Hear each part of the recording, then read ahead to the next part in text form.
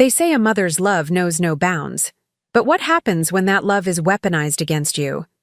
When my twin children, Cressida and Thorn, stood in my living room with matching smiles, holding power of attorney documents and telling me they were taking control of my finances for my own good, I never imagined I was staring into the eyes of betrayal itself.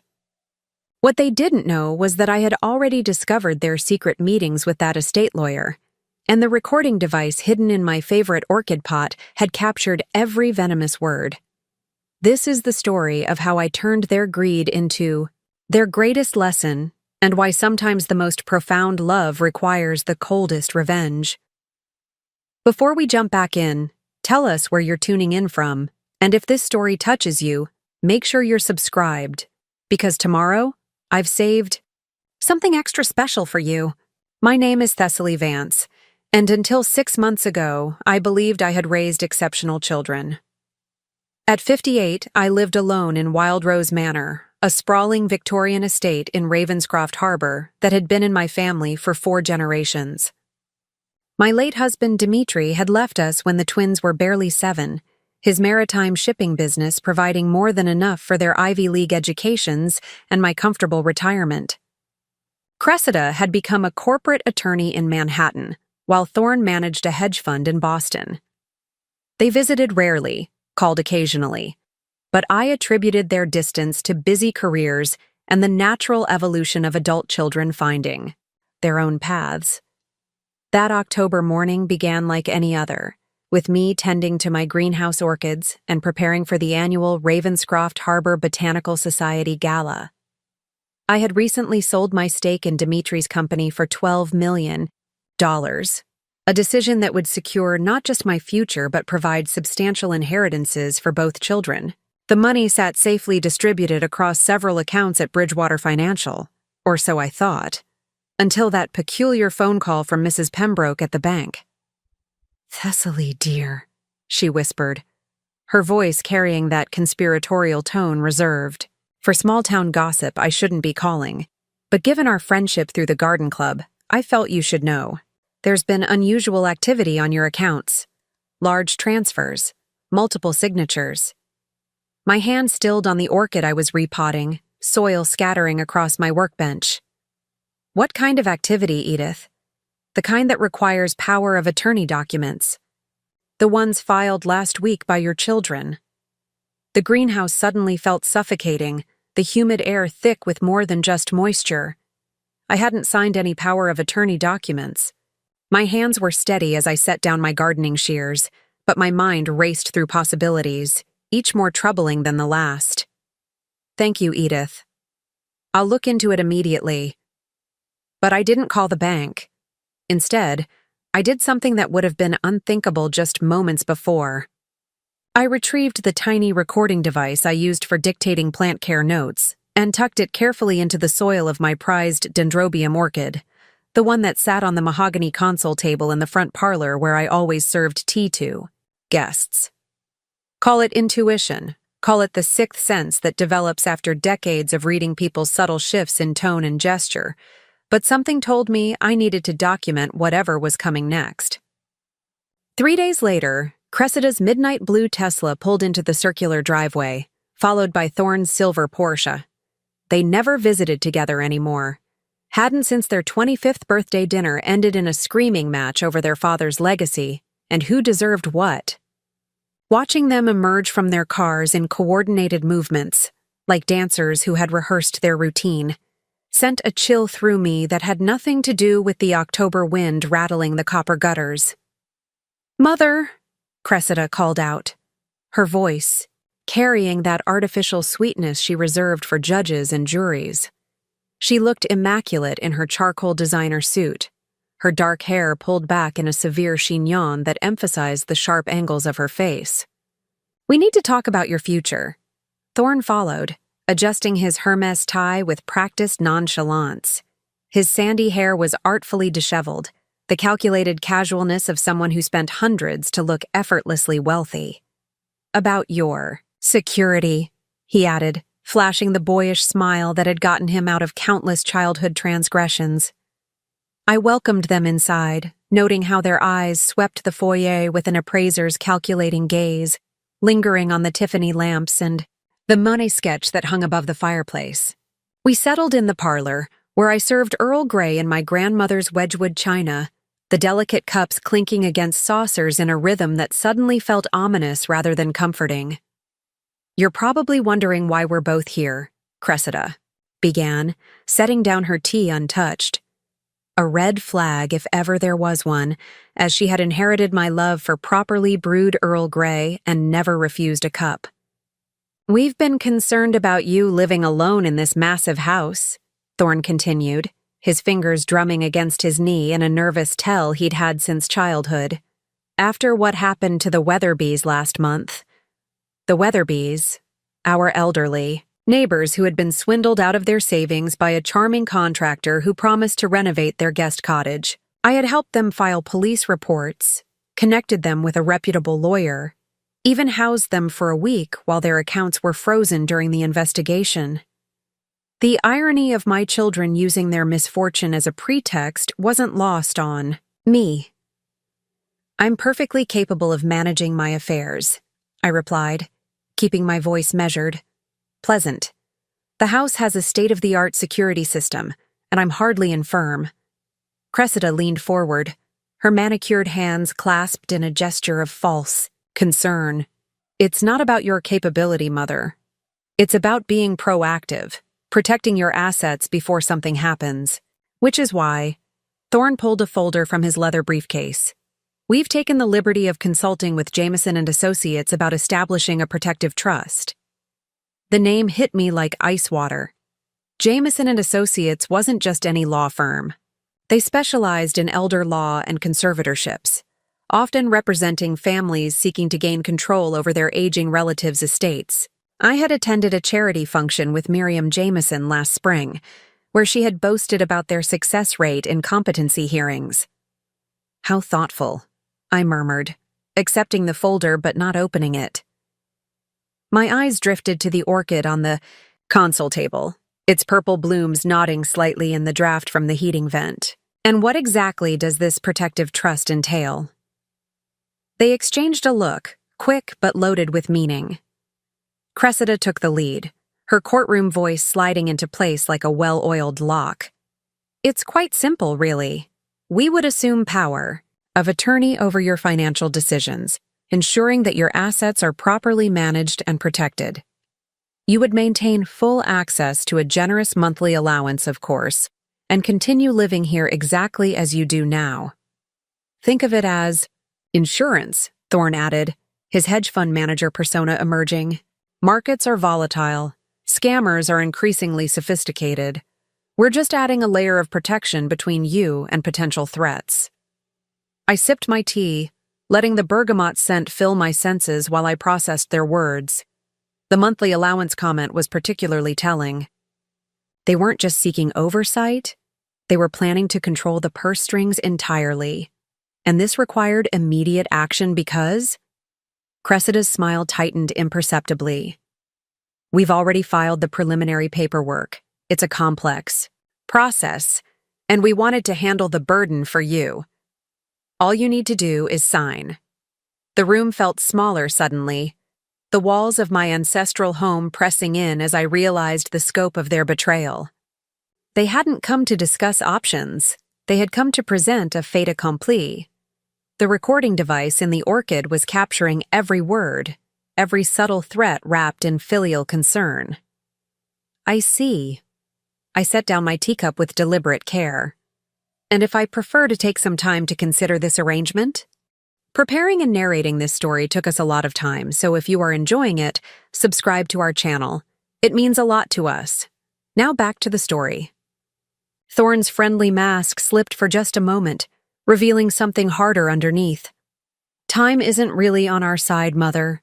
The filing deadline is tomorrow, and with the Weatherby situation, the court is fast-tracking protective measures for vulnerable seniors in Ravenscroft Harbor." Vulnerable seniors. The words hung in the air like a noose. I was neither vulnerable nor senior by any reasonable definition, but they had clearly been laying groundwork for this narrative. I wondered how long they had been planning. How many conversations with neighbors and family friends had been carefully seeded with concerns about my isolation, my grief over Dmitri, my dedication to my orchids that might be construed as an unhealthy obsession. Well then, I stood, smoothing my cashmere cardigan. I suppose I should review these documents. Why don't you both stay for dinner? We can discuss this further over my coq au vin. Their relief was palpable, mistaking my accommodation for capitulation. They agreed readily, and I excused myself to the kitchen, where I immediately texted my accountant, Nora Blackwood, a sharp-minded woman who had managed my finances since Dimitri's death. Emergency. Need full audit all accounts. Possible fraud. Discretion essential. Her reply came within seconds. On it, initial review shows multiple unauthorized transfers past 72 hours. 2DTM moved to escrow accounts linked to Jameson and Associates. More details soon. My hands didn't shake as I prepared dinner, though rage simmered beneath my calm exterior like a volcano preparing to erupt. $2.8 million. They had already begun draining my accounts, confident that their power of attorney scheme would retroactively legitimize the theft. As I seasoned the chicken, I made a mental list of every contact, every resource, every piece of leverage I possessed. They thought they were dealing with a grief-addled widow puttering among her flowers. They were about to learn why Dmitri had always called me his warrior queen in silk gloves. Dinner was a performance worthy of the Ravenscroft Harbor Theater Society. I played the gracious hostess, asking about their work, their relationships, their plans for the holidays. They relaxed into their roles as devoted children, growing more animated with each glass of the excellent Bordeaux I poured.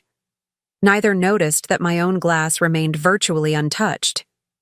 "You know," Cressida said, gesturing with her wine glass, "once everything is settled, we should really consider updating the house.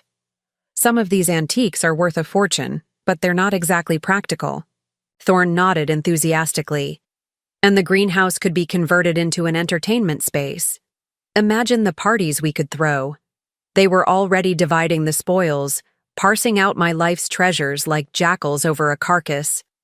I smiled and nodded, all while calculating my next moves. The recording device would have captured their premature celebration, their casual discussion of liquidating assets they didn't yet legally control. After they left, promising to return in the morning for the signatures, I retrieved the recorder and listened to their conversation during my brief absence in the kitchen. The words that emerged made my blood run cold. "She's easier to manipulate than I expected," Cressida had whispered. The grief angle was brilliant. Thorne's response was equally chilling. "Once we have control, we can start the competency proceedings. Dr. Whitmore already agreed to testify about her obsessive behavior with those damn plants. The timeline's perfect. 6 months from now, she'll be in assisted living and will have full control. The house alone is worth $8 million. Thank God she never remarried. No complications with inheritance." I saved the recording to multiple secure cloud servers and emailed copies to Nora, with instructions to share them with my attorney, Harrison Blackthorne, a former prosecutor who specialized in financial crimes. Then I made a series of phone calls that would set my own plan in motion. The next morning, I greeted Cressida and Thorne with fresh-baked scones and perfectly brewed coffee. They had brought reinforcements. Evelyn Jameson herself, a woman whose pearl necklace and sympathetic smile couldn't quite hide the predatory gleam in her eyes. "Mrs. Vance," she purred, extending a manicured hand. "Your children have told me so. Much about you? I understand you're ready to take this important step to protect your family's legacy." "Indeed," I replied, leading them to the formal dining room where I had arranged the signing ceremony with deliberate care. The documents were spread across the polished mahogany table, a Mont Blanc pen positioned precisely beside them. "I'm quite ready to address my family's legacy." As I sat down, I saw them exchange triumphant glances. Evelyn began explaining each document with practiced ease, her legal jargon designed to overwhelm and confuse. I nodded at appropriate intervals, asking just enough questions to maintain the illusion of careful consideration without actual resistance. "And this gives them full authority over all financial decisions?" I asked, my pen hovering over the signature line. "Complete authority," Evelyn confirmed, "with the court's blessing. It's really the most secure arrangement for someone in your situation." I smiled, thinking of the secure arrangements I had made during the sleepless night. The Ravenscroft, Harbor Botanical Society's emergency board meeting that would convene in 2 hours. The forensic accountant already tracing the mysterious escrow accounts. The private investigator who had uncovered Thorne's massive gambling debts and Cressida's involvement in a legal malpractice suit that threatened her career. "Perfect," I said, and signed my name with a flourish. Their relief was almost comical. Cressida actually sighed aloud, while Thorne's shoulders visibly relaxed. Evelyn gathered the documents with efficient satisfaction, promising to file them immediately. "Now that that's settled," Thorne ventured, "about our monthly allowances from the trust." I raised an eyebrow. "Allowances? For managing your affairs?" Cressida explained quickly. "A standard executor fee. 15% of the trust's value annually, split between us. 15% of $12 million. $1.8 million a year for the privilege of stealing from their mother." The audacity was breathtaking. "Of course," I agreed pleasantly, "though there is one small matter we should discuss first." Their wariness returned instantly. "What matter?" Cressida asked. I pulled out my phone and placed it on the table. "The college funds. I've been managing them separately, as you know. They're currently worth about $4 million each." Thorne's eyes lit up with unmistakable greed. "We should definitely roll those into the trust for protection." "Actually," I smiled, pressing play on my phone, "I thought you might find this recording interesting first." Their voices filled the room, tinny but unmistakable through the phone's speaker. Every damning word from the previous day's conversation, every callous plan, every calculation of my worth reduced to dollars and cents. The color drained from their faces as they listened to themselves plot my institutional imprisonment. "Evelyn." Jameson reached for her briefcase, but I held up a hand. "I wouldn't, Ms. Jameson. You see, in about 10 minutes, the Ravenscroft Harbor Police will be arriving with some questions about those escrow accounts. Something about fraudulent transfers and conspiracy to commit elder abuse." The doorbell rang, as if on cue. I rose, smoothing my skirt. That would be Detective Morrison. I called him last night after discovering the unauthorized transfers. "Did you know that attempting to steal from someone while filing false competency claims is a federal offense?" Cressida found her voice first, the lawyer in her scrambling for control. "Mother, this is all a misunderstanding. We were trying to protect you." "From what? My own judgment?" I let ice creep into my voice for the first time. "The only threats to my well-being are sitting at this table." The police entered, led by Detective Morrison, a tall man with kind eyes who had investigated the Weatherby case. Behind him came 2 federal agents, their badges gleaming under the chandelier's light. Thessaly, Detective Morrison nodded to me before turning to my children.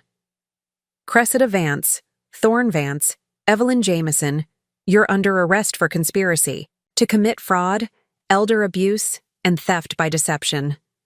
As they were led away in handcuffs, Cressida turned back, tears streaming down her face. "How could you do this to us? We're your children." I met her gaze steadily. "The same way you could plot to lock me away and steal my life's work. The difference is, I'm teaching you a lesson. You're just thieves who happen to share my DNA." The house fell silent after they left, but I wasn't alone.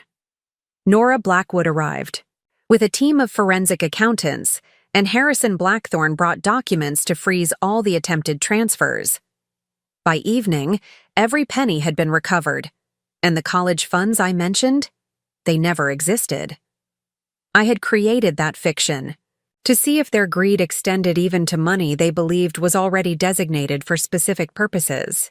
It had, spectacularly. But the real justice came later, in small, poetic doses. Cressida was disbarred after the scandal broke, her legal career destroyed by the very laws she had tried to manipulate. Thorne's hedge fund collapsed when investors fled, unwilling to trust their money to someone who would steal from his own mother. Evelyn Jameson's firm faced a class-action lawsuit from other families she had helped defraud. I used a portion of the recovered funds to establish the Dimitri Vance Foundation for Elder Protection, dedicated to preventing financial abuse of seniors. The Weatherbys became its first beneficiaries, their stolen money recovered through our legal team. The foundation's first major donor? An anonymous benefactor who signed their check with a simple drawing of an orchid. 6 months later, as spring returned to Ravenscroft Harbor, I stood in my greenhouse surrounded by blooming orchids, each one a testament to patience, careful nurturing, and the strength that comes from deep roots. The doorbell rang, and I found a young woman on my doorstep, her eyes red from crying. "Mrs. Vance? I'm Cordelia Thorne's daughter, your granddaughter. I just found out what my father did, and I wanted to say how sorry I am. I had no idea." I studied her face, seeing echoes of the boy Thorne had been before greed consumed him. Sometimes the apple does fall far from the tree. "Come in, dear. Let me show you the orchids. There's a particularly beautiful dendrobium I've been saving for someone special." The Vance family legacy would continue, but on my terms, with the wisdom. That love sometimes means knowing when to cut away the diseased parts to save the whole. The twins served 2 years in federal prison, their early release contingent on paying full restitution and completing 2,000 hours of community service at nursing homes, where they would learn firsthand about the vulnerability they had tried to exploit. The last time I saw them was at their father's grave on the 10th anniversary of his death. They approached hesitantly, designer clothes replaced by humbler attire, their faces showing the wear of hard lessons learned. We didn't embrace or exchange tearful apologies. Instead, Cressida placed a single orchid on the headstone, a cutting from a plant I had given her as a child, somehow kept alive through her imprisonment. "I took good care of it," she said quietly, "like you taught me when I was little." "Sometimes, love isn't forgiveness," I replied. "Sometimes it's simply acknowledging what was lost and choosing to grow something new in its place." Thorne nodded, his hand resting briefly on the gravestone. "We've started a financial literacy program for seniors. It's small, but it's honest work. I left them there with their father, knowing that redemption, like orchids, requires time, patience, and the right conditions to bloom." The recording device that had captured their betrayal now held different conversations, documenting the slow, painful process of a family learning to be human again. As for me, I still tend my orchids, still live in Wildrose Manor, and still serve on the board of the Ravenscroft Harbor Botanical Society. But now I also run workshops on financial self-protection, sharing my story as a cautionary tale and a beacon of hope. Because in the end, the greatest revenge isn't destroying those who wrong us. It's transforming their betrayal into something that protects others from suffering the same fate. And sometimes, just sometimes, it's leaving the door open just wide, enough for redemption to find its way home. The weeks following their arrest became a masterclass in watching carefully constructed facades crumble. I maintained my daily routines, tending to my orchids and attending the Ravenscroft Harbor social functions, but now with the quiet satisfaction of someone who had finally shed a tremendous burden. The greenhouse became my sanctuary, where I could process the magnitude of what had transpired while nurturing new life from seemingly dormant bulbs.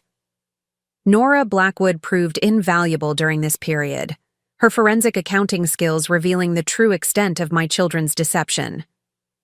They had been planning this coup for over 18 months, gradually building a paper trail that painted me as increasingly erratic and isolated. Cressida had even convinced Dr. Whitmore to backdate several psychological evaluations, documents that now served as evidence in the growing case against them. The irony wasn't lost on me that their meticulous planning became their undoing. Every forged document, every manipulated conversation, every orchestrated encounter with concerned neighbors had been carefully archived by them as future evidence of my supposed decline. Instead, it created a perfect timeline of their conspiracy. One morning, as I was transplanting a rare Paphiopedilum orchid, Detective Morrison arrived with news that shook even my carefully maintained composure.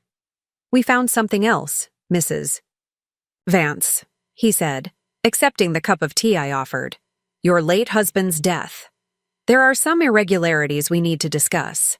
My hands stilled on the delicate roots I had been examining. Dimitri had died of a heart attack during a business trip to Singapore. The autopsy had been conclusive, the circumstances unremarkable for a man of 55 who worked under constant stress. "What kind of irregularities?" Morrison pulled out a file, his expression grave. "We discovered a series of emails between your son and a contact in Singapore. They discussed certain medications that could trigger cardiac events in someone with your husband's medical history. The timeline. It's concerning." The greenhouse suddenly felt arctic despite the carefully controlled temperature. I sank onto my potting bench, the implications washing over me like ice water. They were barely 25 when Dimitri died, still in graduate school, still seemingly devoted children who rushed home to comfort their grieving mother. "Is there enough evidence to prosecute?" My voice sounded foreign to my own ears, hollow and distant. "Not yet," Morrison admitted. "But we're working with Interpol. The Singapore authorities are reopening their investigation.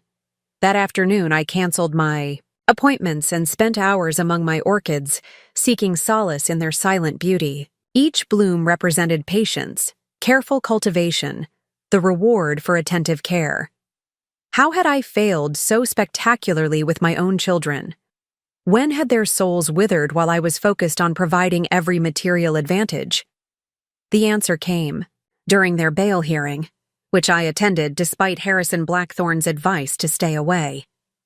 Sitting in that courtroom, watching them in their orange jumpsuits, I finally saw the truth. They weren't my failures. They were their own architects of destruction. Every choice had been theirs. Every moral compromise a step on a path they had chosen willingly. Cressida's defense attorney painted her as a devoted daughter, manipulated by a domineering brother, while Thorne's lawyer claimed he was struggling with a gambling addiction that clouded his judgment. But when the prosecutor played the recording from my orchid, their own words condemned them more effectively than any testimony could. Bail was denied. The judge, Margaret Hollowell, a woman I knew from the garden club, declared them flight risks, given their international connections and the severity of the charges. As they were led away, neither looked in my direction. Perhaps they couldn't bear to face the mother they had plotted to destroy, or perhaps I had already ceased to exist in their world except as an obstacle to wealth. The months that followed brought revelation after revelation. Forensic accountants uncovered offshore accounts in the Cayman Islands, shell corporations designed to hide assets, and a web of financial manipulation that stretched back years.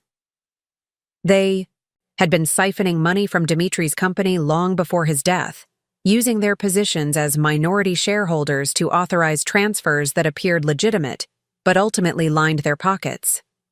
I threw myself into establishing the foundation, channeling my energy into something constructive rather than dwelling on the magnitude of their betrayal. The Weatherbys became invaluable allies, their experience helping us identify the warning signs of financial elder abuse. We created educational programs, offered free legal consultations, and established a hotline for seniors who suspected they were being exploited. The media attention was unavoidable. Ravenscroft Harbor hadn't seen a scandal of this magnitude since the lighthouse keeper's wife ran away with a traveling Shakespeare troupe in 1847. Reporters camped outside Wildrose Manor, their cameras capturing every coming and going, their questions growing more invasive with each passing day. I gave exactly one interview to Margot Sinclair from the Harbor Gazette, a woman whose integrity I had long admired. We sat in my greenhouse, surrounded by blooming cymbidiums, as I told my story with careful precision. "What would you say to other parents who might be facing similar situations?" she asked, her pen poised over her notebook. "Trust, but verify," I replied, my fingers ghosting over the petals of a nearby orchid. Love doesn't require blindness. Sometimes the greatest act of love is holding someone accountable for their actions, no matter how painful that might be. The article ran with the headline, "The Orchid Queen's Last Stand," a title that made me cringe but captured the public imagination. Letters poured in from across the country, stories of similar betrayals, gratitude for my courage, requests for advice. I answered each one personally, finding unexpected healing and connecting with others who understood the unique pain of familial betrayal. 6 months into their incarceration, I received a letter from Thorne. His handwriting, once bold and confident, now appeared shaky and uncertain. The pages were filled with apologies, explanations, and requests for forgiveness. But one line stood out. "I know now that we killed everything that mattered chasing things that don't." I didn't respond immediately. Instead, I spent a week contemplating my reply while working on a particularly challenging Vanda orchid that had refused to bloom for 3 seasons. As I adjusted its care regimen, patience rewarding me with the first signs of a flower spike, I realized what I needed to say.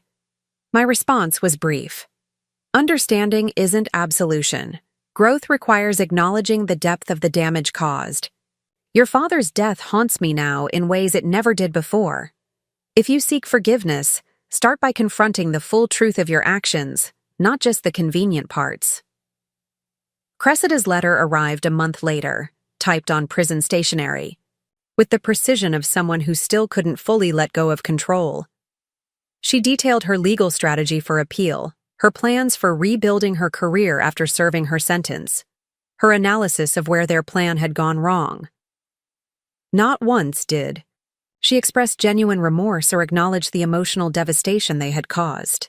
I filed it away without responding, recognizing that she still viewed our relationship as a transaction rather than a bond. The trial lasted 3 weeks. I testified for 2 days, my voice steady as I recounted discovering their betrayal, playing the recording, watching my life's work nearly disappear into accounts controlled by strangers. The defense attorneys tried to paint me as vindictive, claiming I had orchestrated an elaborate entrapment scheme, but the evidence spoke louder than their theatrics. When the verdicts came, guilty on all counts, I felt no triumph, only a profound sense of completion.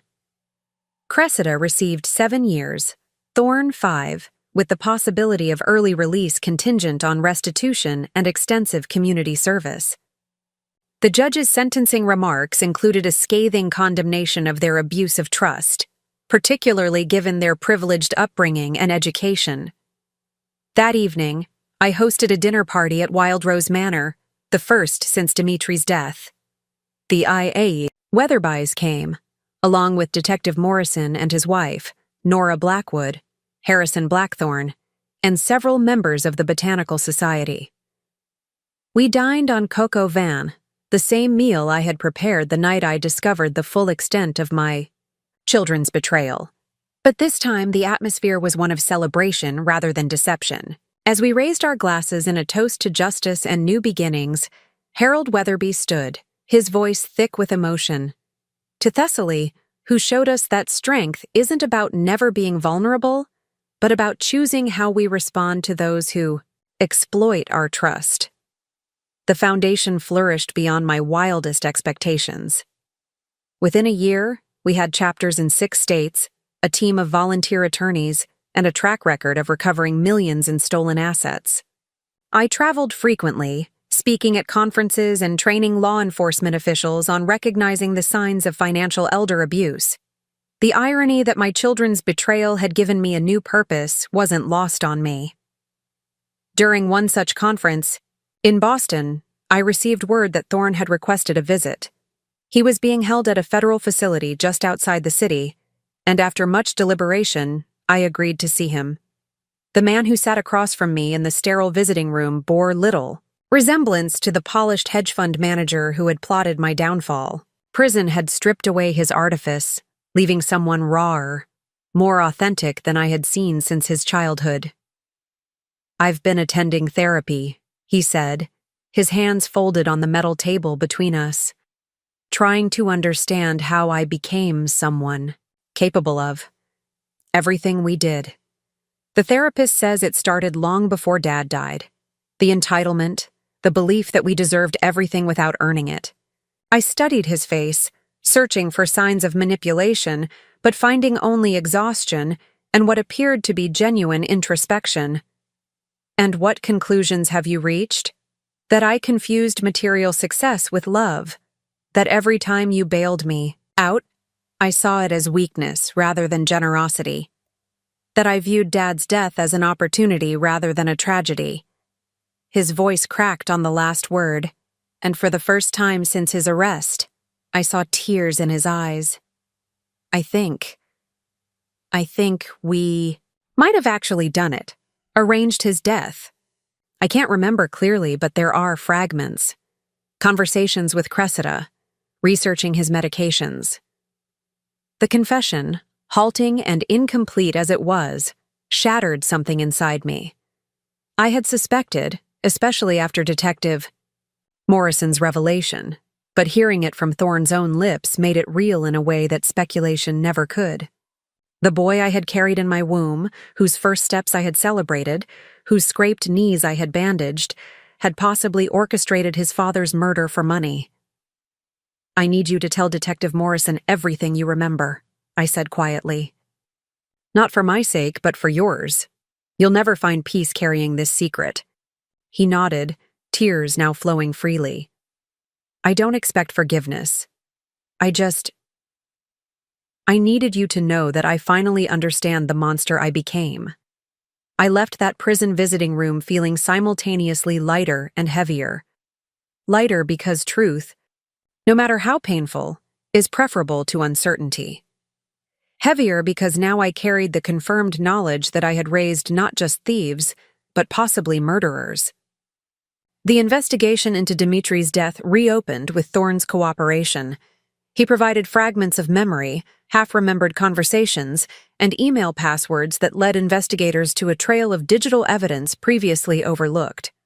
Cressida, when confronted with her brother's confession, maintained her innocence with the same cool detachment she had shown throughout the trial. But investigators found enough circumstantial evidence to bring charges in Singapore, where the death penalty still existed for premeditated murder.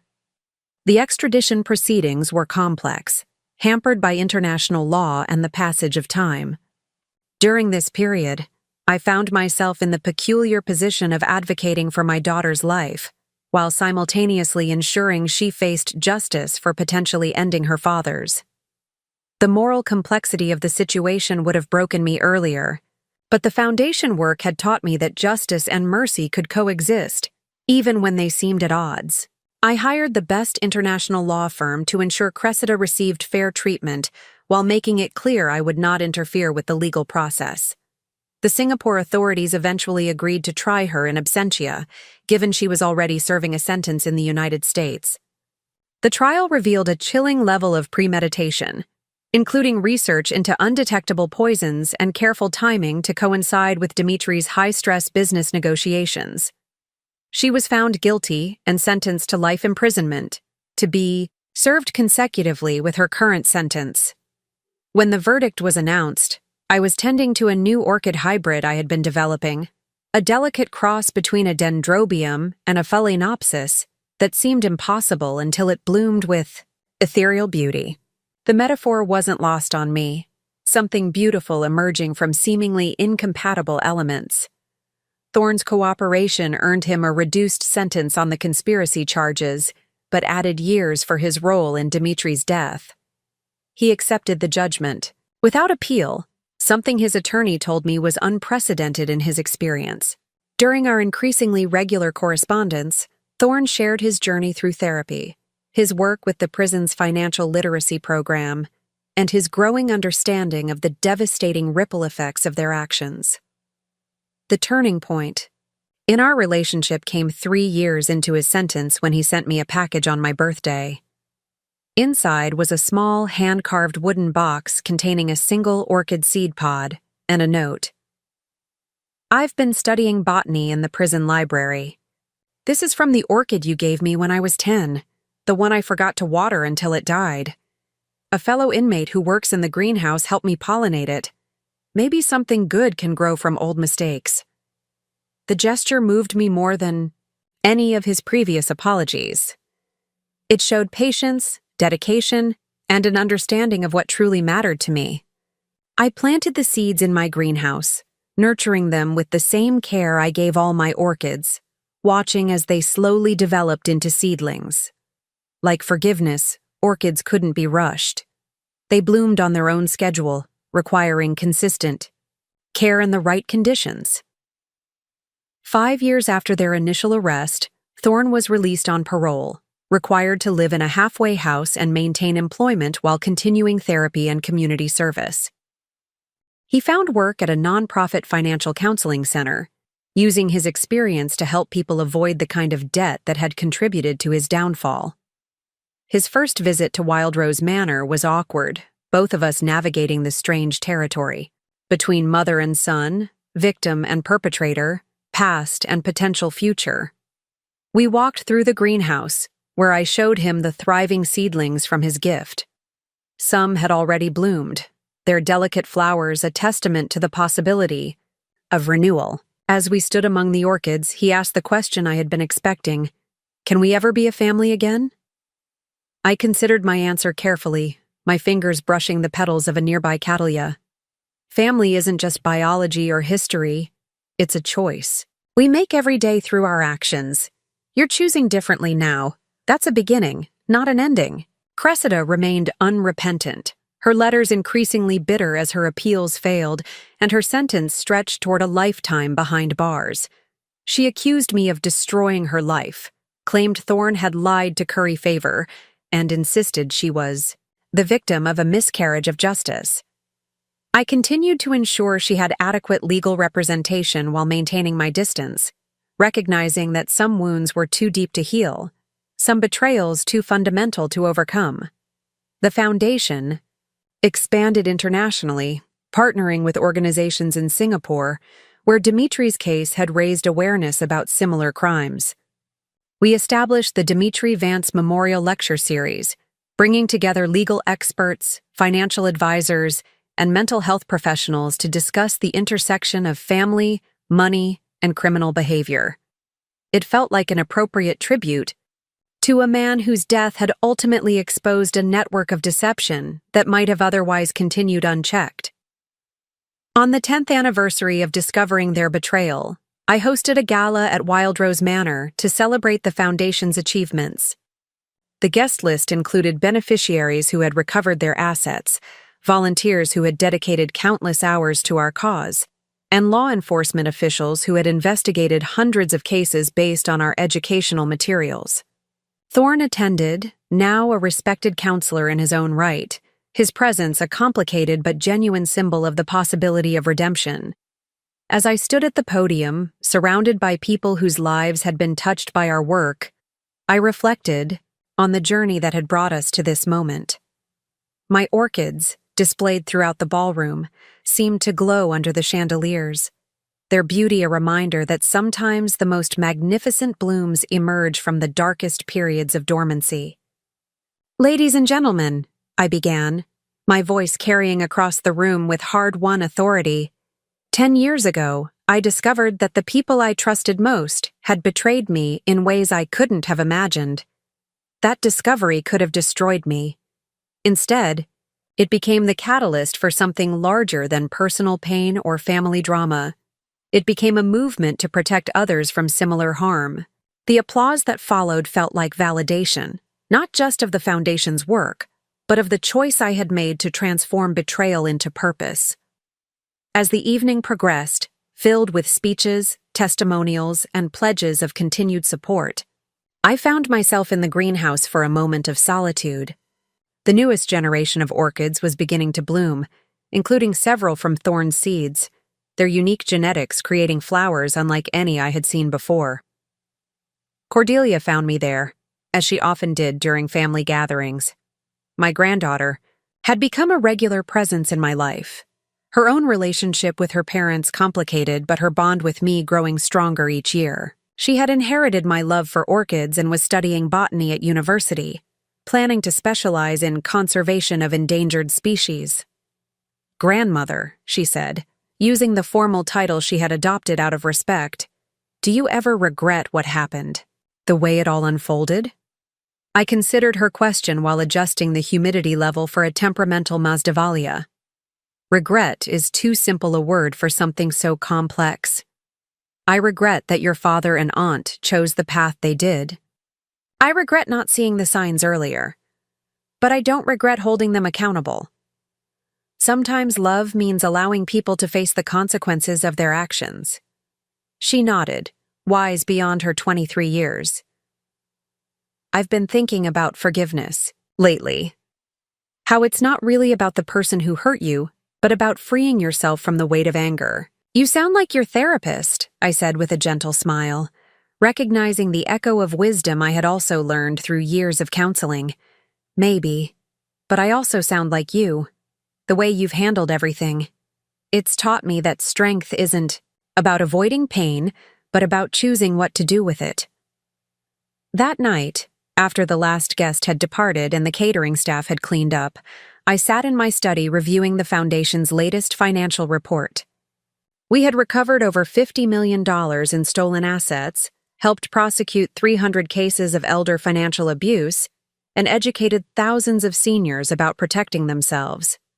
The numbers were impressive, but they didn't capture the real impact, the lives saved from financial ruin, the families spared the devastation of betrayal, the dignity preserved for vulnerable elders. A soft knock interrupted my thoughts. Thorne stood in the doorway, his bow tie loosened, holding 2 glasses of wine. "Thought you might like some company," he offered hesitantly. I gestured to the chair across from me, accepting the glass. We sat in comfortable silence for a while, the weight of shared history balanced against the possibility of a different future. "I've been sober for 3 years now," he said finally.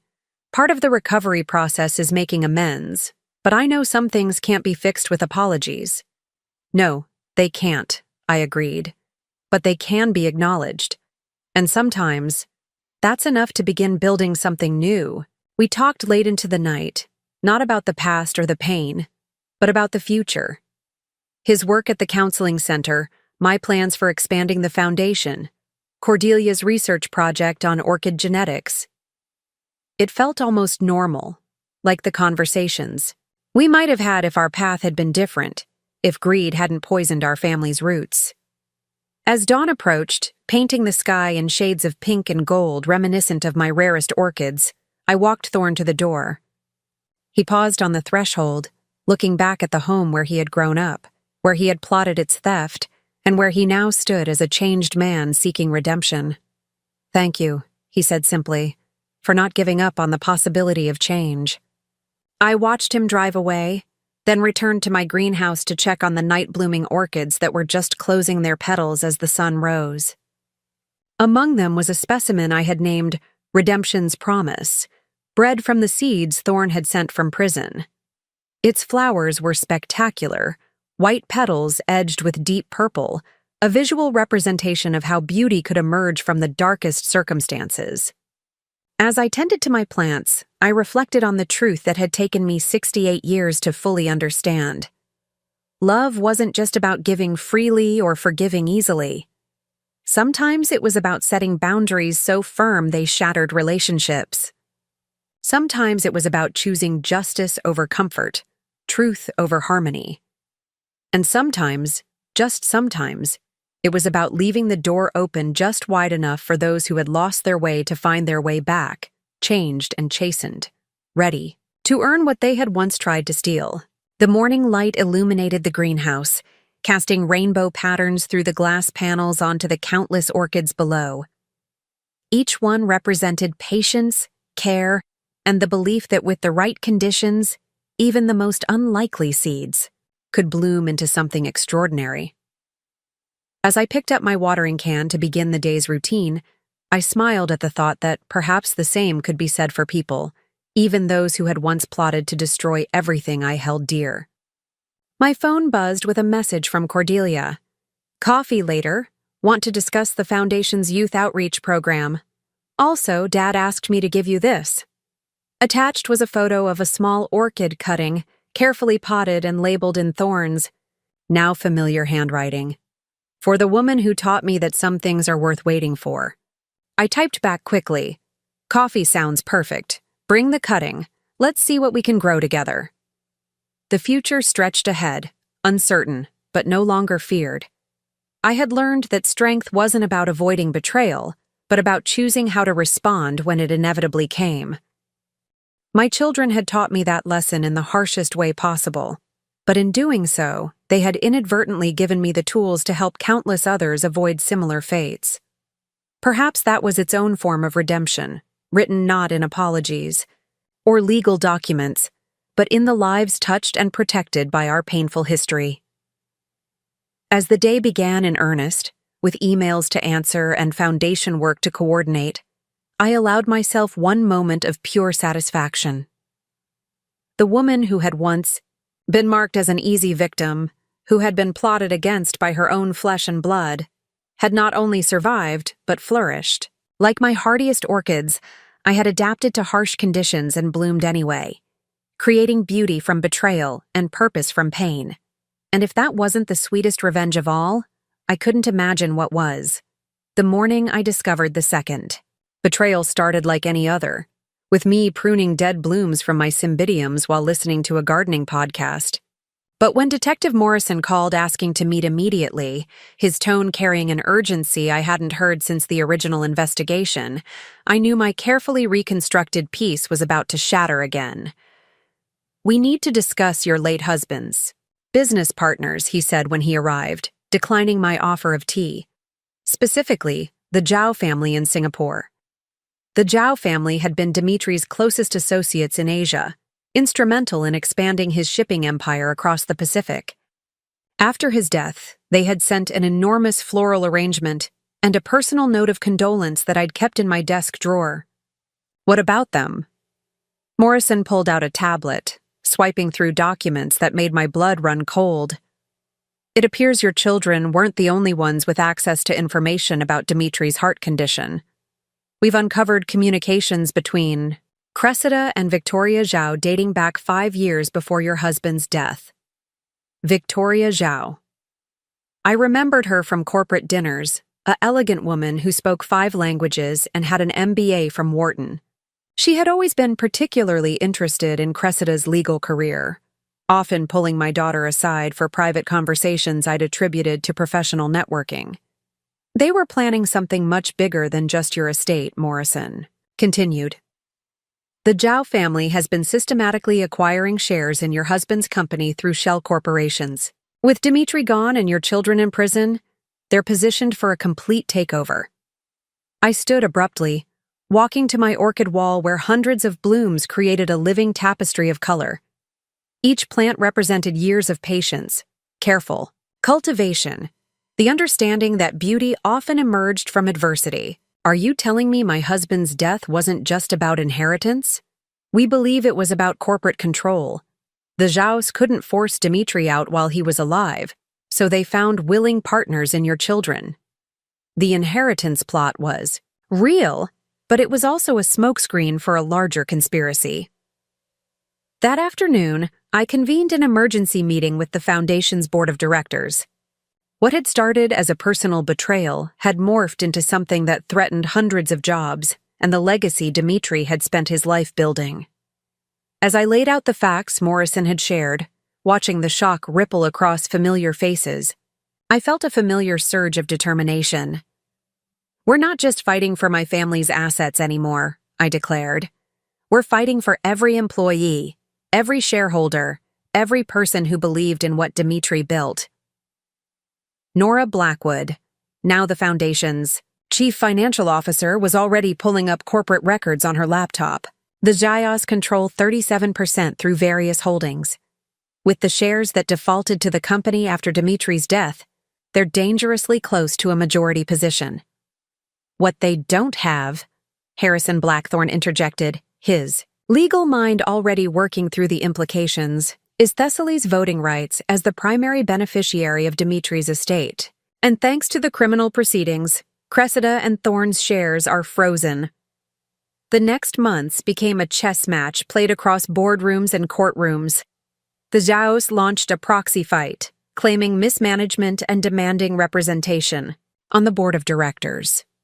I responded by hiring a team of forensic accountants who uncovered a pattern of systematic theft dating back to when Dimitri was still alive.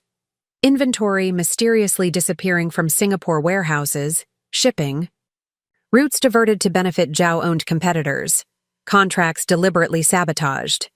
The most damaging discovery came when we found emails between Victoria Zhao and Cressida discussing Project Orchid, their code name for the long-term plan to eliminate Dimitri and seize control of his company.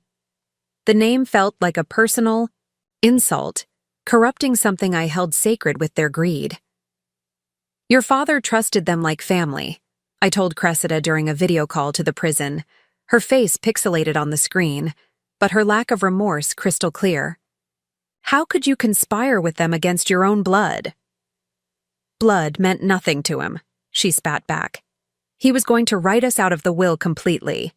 The Zhaos offered us a way to secure our future. You think you're so noble, Mother, but you're just naive. This is how real business works. I ended the call, her words echoing in my mind. Perhaps she was right about my naivety, but if being sophisticated meant orchestrating murders and betraying every principle of human decency, I preferred to remain unsophisticated.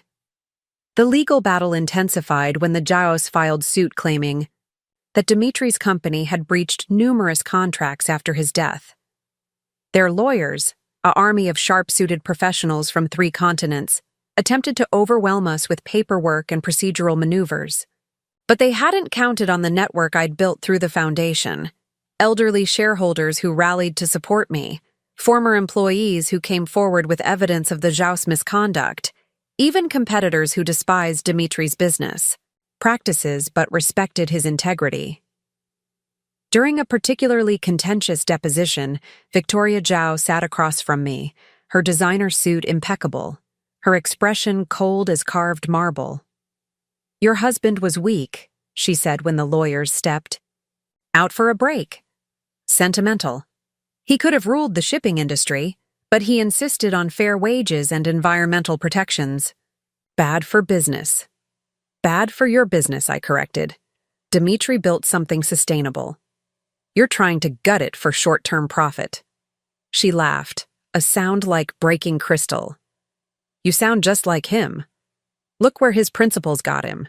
Dead in a hotel room, his own children celebrating his demise. That night, alone in my greenhouse, I tended to my most delicate orchids while processing the day's revelations. The Phalaenopsis amabilis, with its pure white blooms, reminded me of Dimitri's integrity. He had built his empire on handshake deals and mutual respect, values that seemed antiquated in today's corporate landscape, but had earned him loyal allies who were now emerging to defend his legacy. A soft knock interrupted my thoughts. My granddaughter Cordelia entered, carrying a thermos of tea and a concerned expression. I heard about the deposition, she said, settling beside me on the wooden bench. Are you all right? I accepted the tea, gratefully, its warmth a comfort against the evening chill. Your grandfather wasn't perfect, but he was honorable. These people are trying to rewrite history, to make his decency seem like weakness.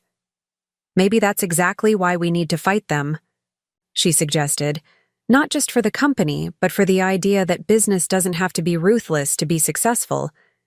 Her words sparked something in me. The next morning, I called an emergency board meeting and proposed a radical strategy. Instead of fighting the Zhaos solely in court, we would take our case to the public.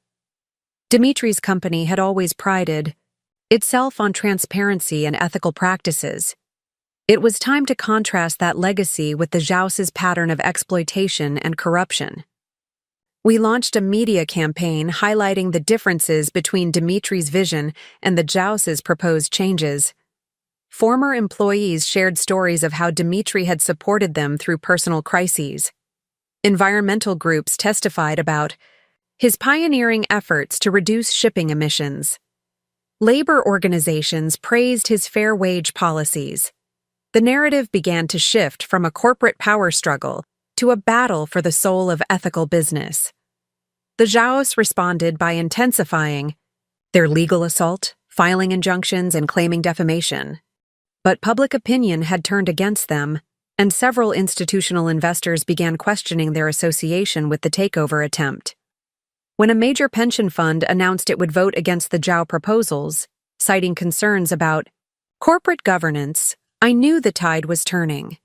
During this period, I received an unexpected letter from Thorne. Unlike his previous correspondence, filled with apologies and updates on his rehabilitation, this one contained detailed information about offshore accounts and hidden transactions between Cressida and the Zhao's. I know I've lost the right to ask for your trust, he wrote, but I can't let them destroy everything Dad built. These documents show how deep the conspiracy went. Cressida was getting paid through a Cayman Islands account for every piece of inside information she provided. The Zhao's were planning to strip the company's assets and sell off the pieces to their competitors. Dad's death was just the first step. I shared the information with our legal team, who verified its authenticity through forensic accounting. The evidence was damning. A clear trail of payments linking Cressida to corporate espionage and conspiracy to commit murder. More importantly, it revealed that several current board members had been receiving bribes to support the Zhao takeover. The boardroom showdown came 6 months after Morrison first revealed the conspiracy. Victoria Zhao arrived with her phalanx of lawyers, confident in her impending victory. But as the meeting progressed and I systematically presented evidence of bribery, fraud, and conspiracy to commit murder, her composure cracked. "These are fabrications," she hissed when I displayed the offshore account records. "Your convicted children are hardly credible witnesses." "Perhaps not," I conceded, then turned to address the room. "But bank records don't lie. Neither do the testimonies of former employees who were pressured to falsify shipping manifests, or the environmental reports you suppressed, or the safety violations you covered up." The vote wasn't even close. The board unanimously rejected the Zhao proposals and voted to pursue criminal charges for the fraud uncovered during our investigation.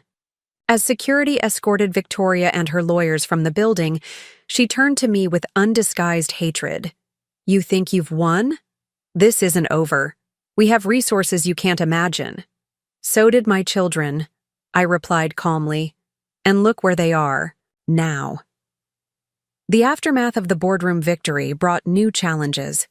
The Zhao's launched a vicious campaign of retaliation, filing lawsuits in multiple jurisdictions, attempting to sabotage our shipping routes, even trying to poach key employees.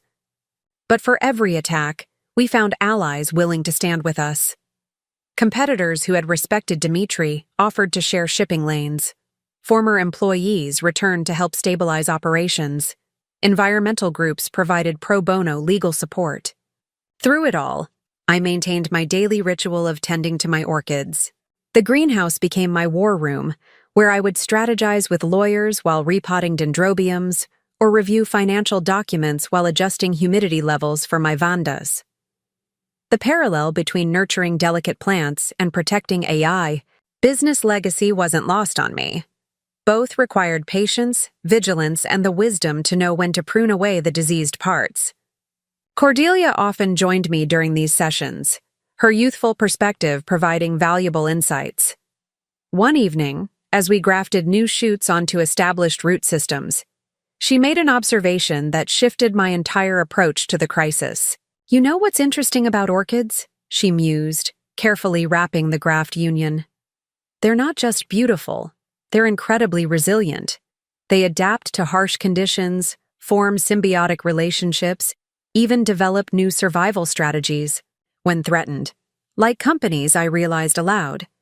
The ones that survive aren't necessarily the biggest or most aggressive, but the ones that can adapt and build genuine partnerships. This insight led to a complete restructuring of Dimitri's company. Instead of simply defending against the Zhao attacks, we went on the offensive by doubling down on the values that had made the business successful. We increased profit sharing with employees, expanded our environmental initiatives, and formed strategic alliances with ethical competitors. The company became a case study in stakeholder capitalism, proof that businesses could thrive without sacrificing their principles.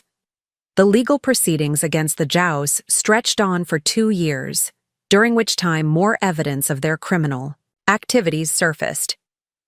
International law enforcement agencies joined the investigation, uncovering a network of corruption that extended far beyond our company. Several Zhao family members were arrested, their assets frozen, their reputation in tatters. Victoria Zhao herself faced extradition to Singapore on murder conspiracy charges. During her final court appearance before being transported overseas, she looked directly at me, her once proud demeanor replaced by something hollow and defeated. "You destroyed my family," she said, her voice barely above a whisper. "No," I replied, thinking of my own children behind bars, my husband in his grave. "We both did that to ourselves. The difference is, I'm trying to build something from the ashes." As the Zhao empire crumbled, Dimitri's company flourished.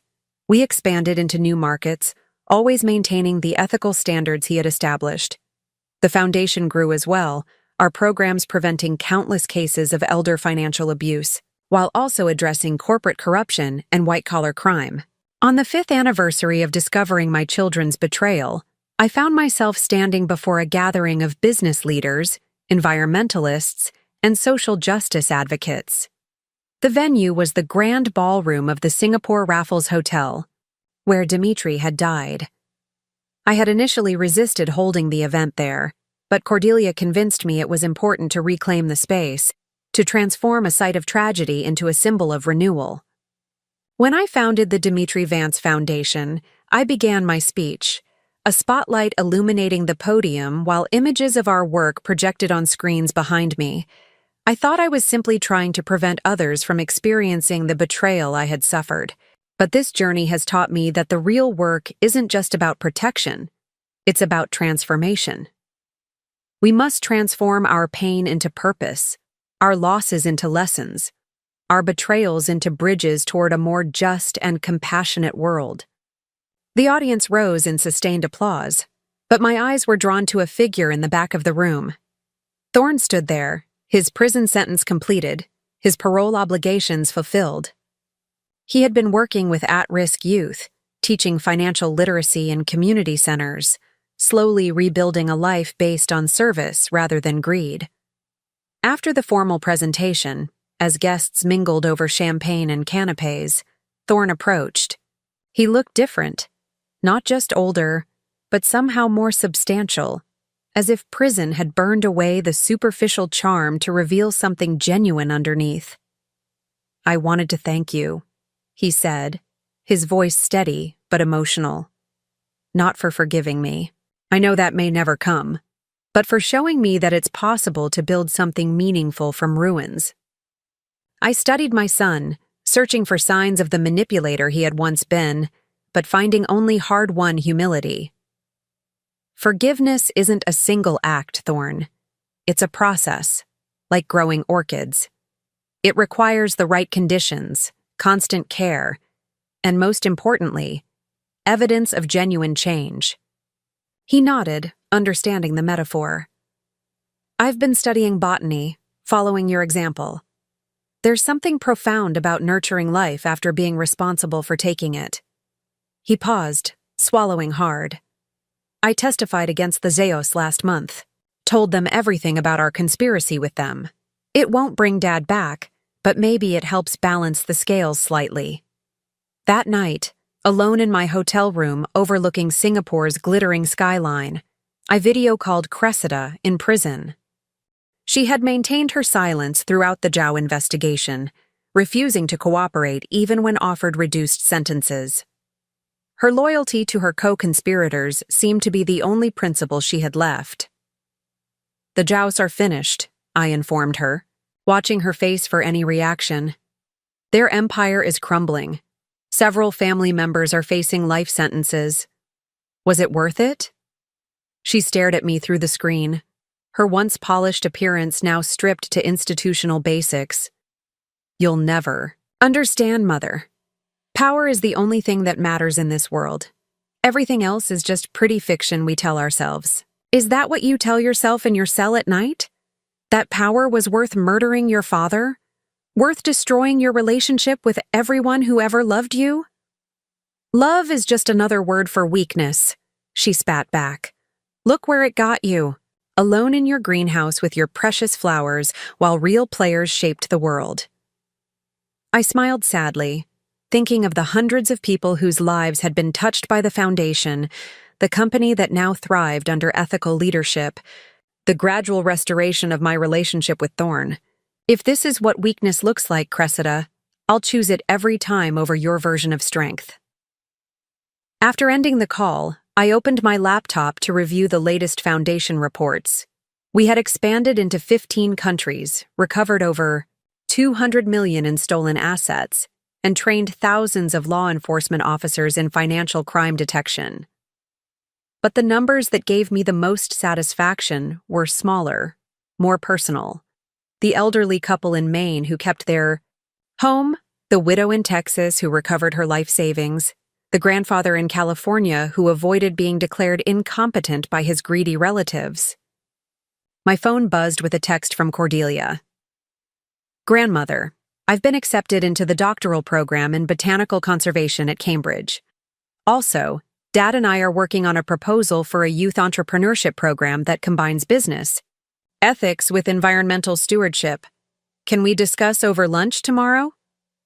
I typed back quickly, "Congratulations on Cambridge. Lunch sounds perfect. Bring your proposal, and your father if he's free. Some bridges are worth rebuilding." The next morning, I visited a local orchid nursery, searching for specimens to add to my collection back home. The owner, an elderly gentleman named Chen, recognized me from news coverage of the Zhao trial. "You have given many people hope," he said in careful English, showing me a rare Paphiopedilum Victoria Regina. "That business can be honorable. That justice can prevail." I examined the orchid, its distinctive slipper-shaped bloom a marvel of natural engineering. "Hope is like this flower, Mr. Chen. It requires patience and the right conditions, but once established, it's remarkably resilient." He smiled, wrapping the plant carefully for transport. "Your husband would be proud, not just of what you've preserved, but of what you've built from the ashes."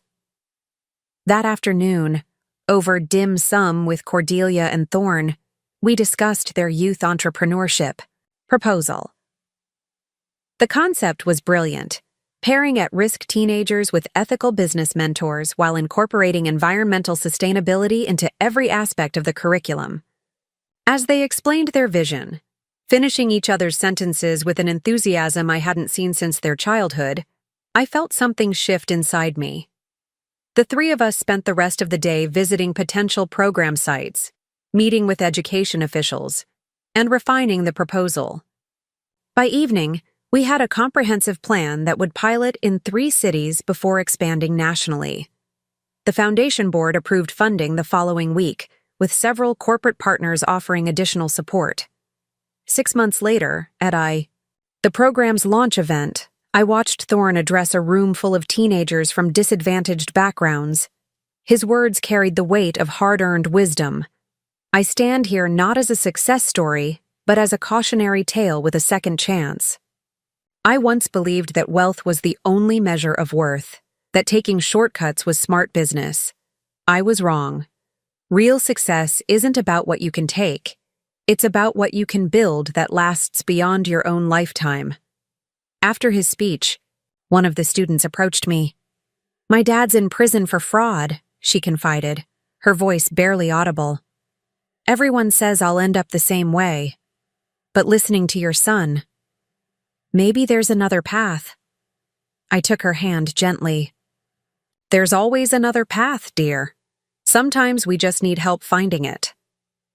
As the months passed, the youth program exceeded all expectations. Participants launched small businesses focused on solving community problems. Several developed innovative, environmental solutions that caught the attention of impact investors. Thorne emerged as an inspiring teacher, his past failures lending credibility to his message about ethical leadership. Cressida, still in prison, eventually requested a video call. Her demeanor had changed, the hardness beginning to crack, though she remained guarded. I saw the article about Thorne's program, she said without preamble. Some of the inmates here. Their kids are applying. I waited, sensing there was more. Maybe I could contribute something. From here. I've been studying corporate law from the prison library, understanding how it can be used to protect people instead of exploit them. It was the first time she had offered anything without expecting something in return. I would welcome that. Cressida. The program needs legal guidance for these young entrepreneurs.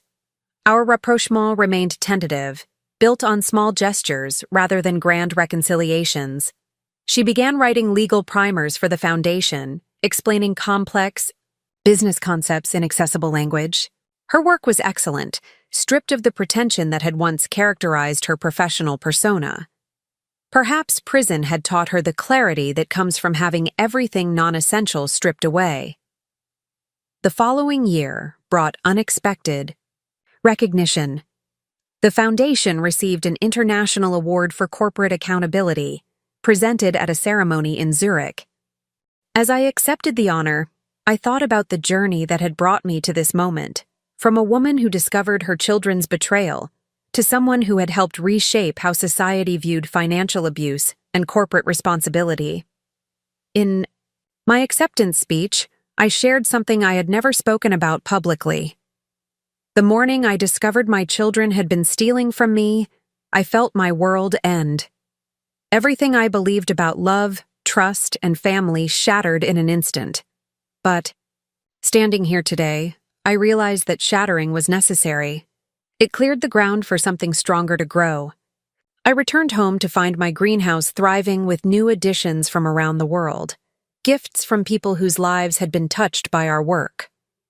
Among them was the extraordinary specimen, a hybrid orchid created by a botanical laboratory in Singapore named Redemption's Triumph in honor of the Foundation's mission.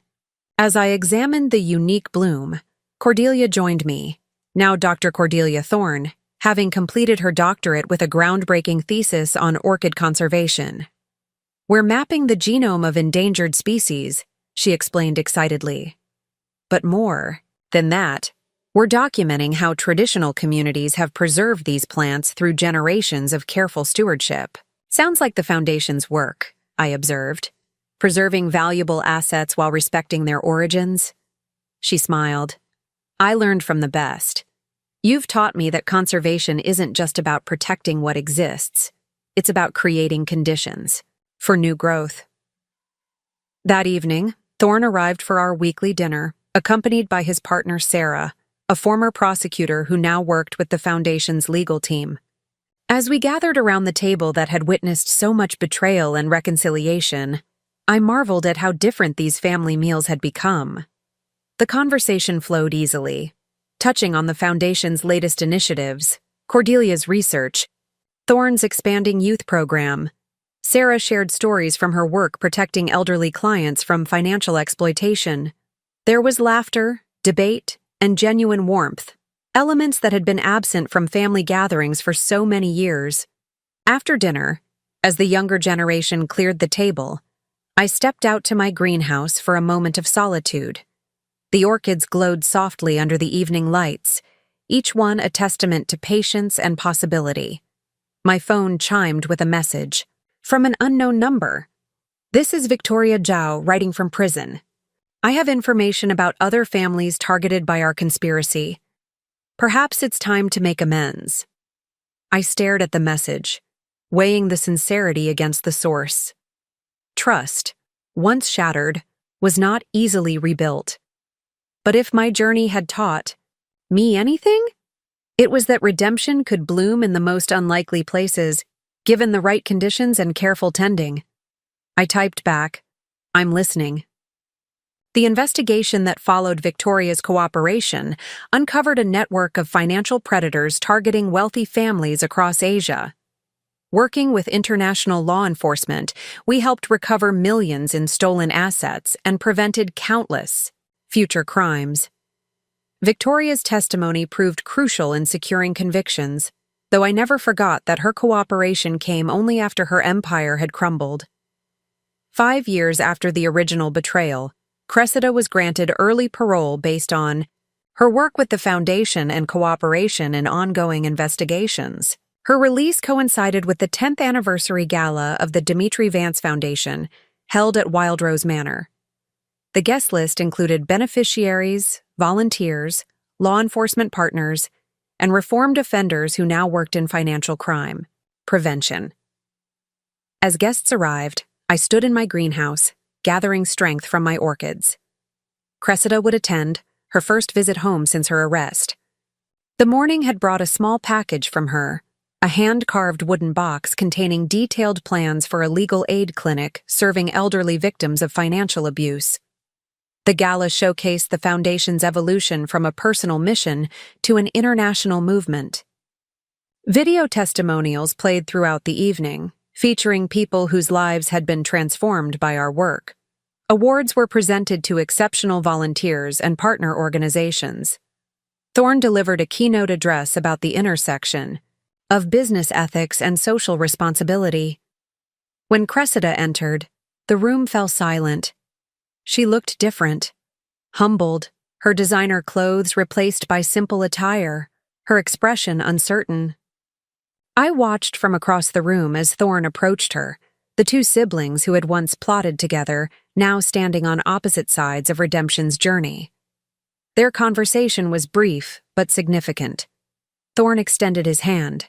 Cressida took it. No dramatic reconciliation, just a small gesture acknowledging shared history and divergent paths. Later, she approached me in the greenhouse, where I had retreated for a moment of calm. "I don't expect forgiveness," she said, her voice stripped of its former arrogance. "I just want you to know that I finally understand what we destroyed. Not just Dad's life or your trust, but the very foundation of what makes us human. I studied my daughter, searching for the child I had once known beneath the layers of ambition and greed. Understanding is the first step, Cressida. What matters now is what you build with that understanding." She nodded, tears in her eyes. "I want to help, really help. Not for redemption or reputation, but because it's right." Over the following months, Cressida established her legal aid clinic, working pro bono for elderly victims of financial abuse. Her insider knowledge of how predators operated proved invaluable in developing prevention strategies. She lived modestly, donating most of her earnings to the foundation, slowly rebuilding trust through consistent action rather than grand gestures. The manor became a center for healing and education. We hosted workshops on financial literacy, support groups for betrayal survivors, and training sessions for law enforcement. The greenhouse served as a meditation space where visitors could find peace among the orchids while processing their own traumas. On Dimitri's birthday, the family gathered at his grave: Thorne, Cressida, Cordelia, and myself. We didn't speak much, just stood together acknowledging the man whose death had triggered such devastating revelations and unexpected transformations. Afterward, in my greenhouse, Cordelia presented me with her latest research project, a book documenting the parallel evolution of orchid cultivation and human resilience. Roots of Redemption, she called it, dedicated to those who choose to bloom after the harshest winters. As she explained her thesis about adaptive strategies in both plants and people, I realized our family had become its own case study in resilience. We had adapted to betrayal, found symbiotic relationships in unexpected places, and developed new strategies for thriving in hostile conditions. The Foundation's work continued to expand, reaching into corporate boardrooms and community centers alike. We developed AI tools to detect financial elder abuse patterns, created international databases of known predators, and established scholarship programs for students pursuing careers in financial crime prevention. One autumn morning, as I was preparing for a Foundation board meeting, I received a call from Detective Morrison, now Chief Morrison. He had one final piece of information about Dimitri's death, a confession letter from a Zhao family associate confirming that the murder had been planned for years, with my children recruited only in the final stages. "Does this change how you feel about Thorn and Cressida?" he asked. I considered the question while gazing at my orchids. They were still responsible for their choices, Chief, but knowing they were targeted and groomed by master manipulators adds context. Evil rarely appears wearing its true face. That afternoon, I shared the information with my children. Neither sought to use it as an excuse, but I saw something shift in their understanding of their own culpability. They had been predators, yes, but also prey to even more sophisticated hunters. The revelation sparked a new Foundation initiative focused on identifying and interrupting grooming patterns in financial crimes. We partnered with psychology departments to study how trusted individuals could be corrupted over time, developing intervention strategies to break these cycles before they resulted in tragedy. As my 70th birthday approached, the Foundation organized a global symposium on financial justice and family reconciliation. Experts from around the world gathered to share research and strategies. The highlight was a panel featuring reformed offenders, including Thorn and Cressida, discussing the psychology of betrayal and the path to redemption. The symposium's closing ceremony was held in my greenhouse, where attendees could wander among thousands of orchids while reflecting on the conference themes. The space had been expanded over the years, now including rare specimens from every continent and several hybrids developed through Cordelia's research program. Standing before the assembled group, I shared my final thoughts. When I began this journey, I thought I was fighting against something, against greed, against betrayal, against the darkness in human nature. But I've learned that the real work is fighting for something, for trust, for justice, for the possibility of transformation. That night, after the guests had departed, my family gathered in the Manor's library. 3 generations united not by blood alone, but by shared purpose and hard-earned wisdom. We reviewed plans for the Foundation's next decade, discussed Cordelia's latest research proposals, and celebrated small victories in ongoing cases. As the evening wound down, Thorn raised a glass. "To the woman who taught us that strength isn't about avoiding betrayal, but about choosing how to respond when it comes. To Mom." Cressida added quietly, "And to Dad, whose death revealed truths that ultimately saved us from ourselves." We drank in silence, acknowledging the complex legacy of love, loss, and redemption that had shaped our unconventional family. Outside, moonlight filtered through the greenhouse glass, illuminating the orchids that had witnessed our destruction and rebuilding. Later, alone among my plants, I reflected on the journey from that first shocking discovery to this moment of quiet triumph. The orchids around me represented more than just horticultural success. They embodied the principle that had guided me through the darkest times, that with proper care, patience, and the right conditions, even the most damaged roots could produce extraordinary blooms. My phone buzzed with a message from a Foundation volunteer in Australia. "Thanks to your protocols, we just prevented a $1 million theft targeting an elderly widow. The perpetrator, her own grandson, family safe, assets secured, young man in counseling instead of prison." I smiled, knowing that somewhere in Australia, another family had been spared our painful journey while still having the opportunity for redemption. This was the true legacy of our ordeal. not just justice served, but cycles of abuse interrupted and transformed. As I prepared for bed, I found myself thinking about a conversation I'd had years earlier with my own mother. She had warned me about spoiling the children, about the dangers of giving too much without teaching gratitude. I hadn't listened then, too caught up in my desire to provide everything I'd never had.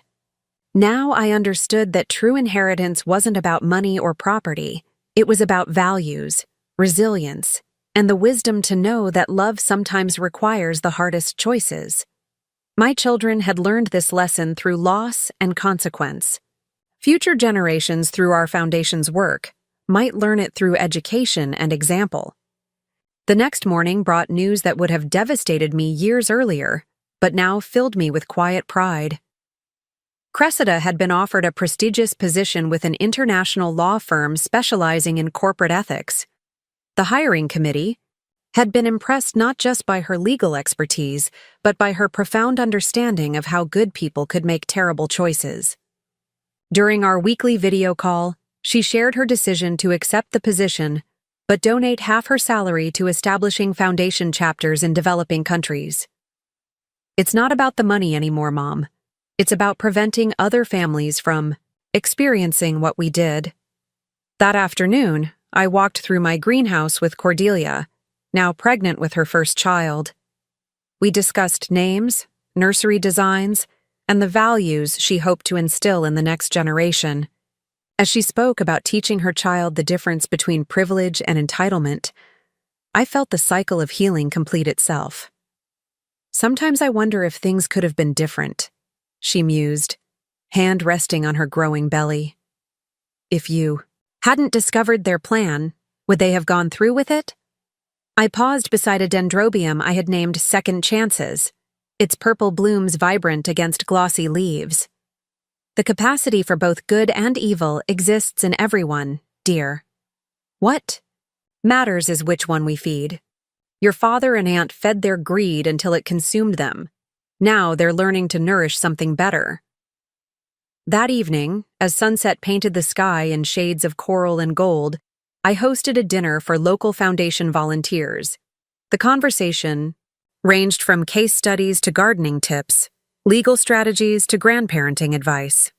Thorne arrived late, still wearing his ID badge from the youth center where he now served as director.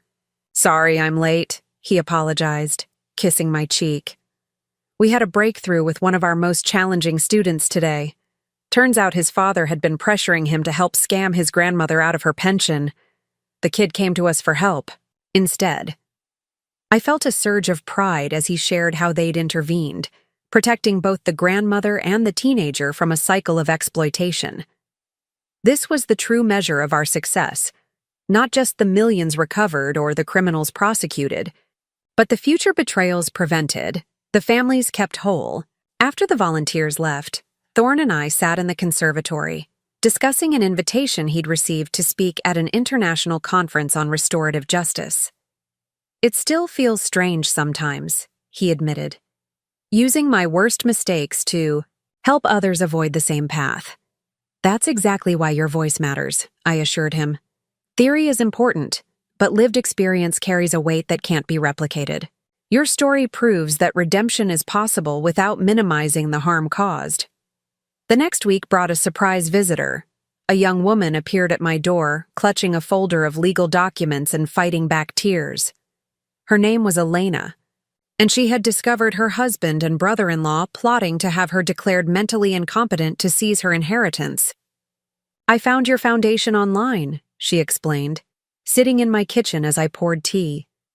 "The situation felt so familiar to your story. I didn't know where else to turn. I connected her with our legal team, who quickly obtained restraining orders and began documenting the conspiracy.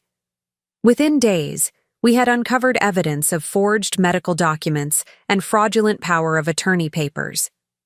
The case was depressingly familiar, yet each instance still struck me as a fresh betrayal of human decency. As our team worked to protect Elena's assets and build a criminal case against her relatives, I found myself reflecting on how many people suffered in silence, unaware that help existed. Despite our foundation's growth, we were still only reaching a fraction of those in need. This realization led to our most ambitious project yet, a global awareness campaign called Trust But Verify. Working with governments, nonprofits, and media organizations, we launched educational initiatives in 20 languages, teaching people how to protect themselves while maintaining healthy family relationships. The campaign's launch coincided with the 15th anniversary of my children's arrest. Media outlets revisited our story, but now with a focus on transformation rather than scandal. Interviews featured Thorne discussing his work with at-risk youth, Cressida explaining corporate accountability legislation she'd helped draft, and Cordelia sharing research on intergenerational trauma and healing. During a televised interview, the host asked me what advice I would give my younger self, the woman who had just discovered her children's betrayal.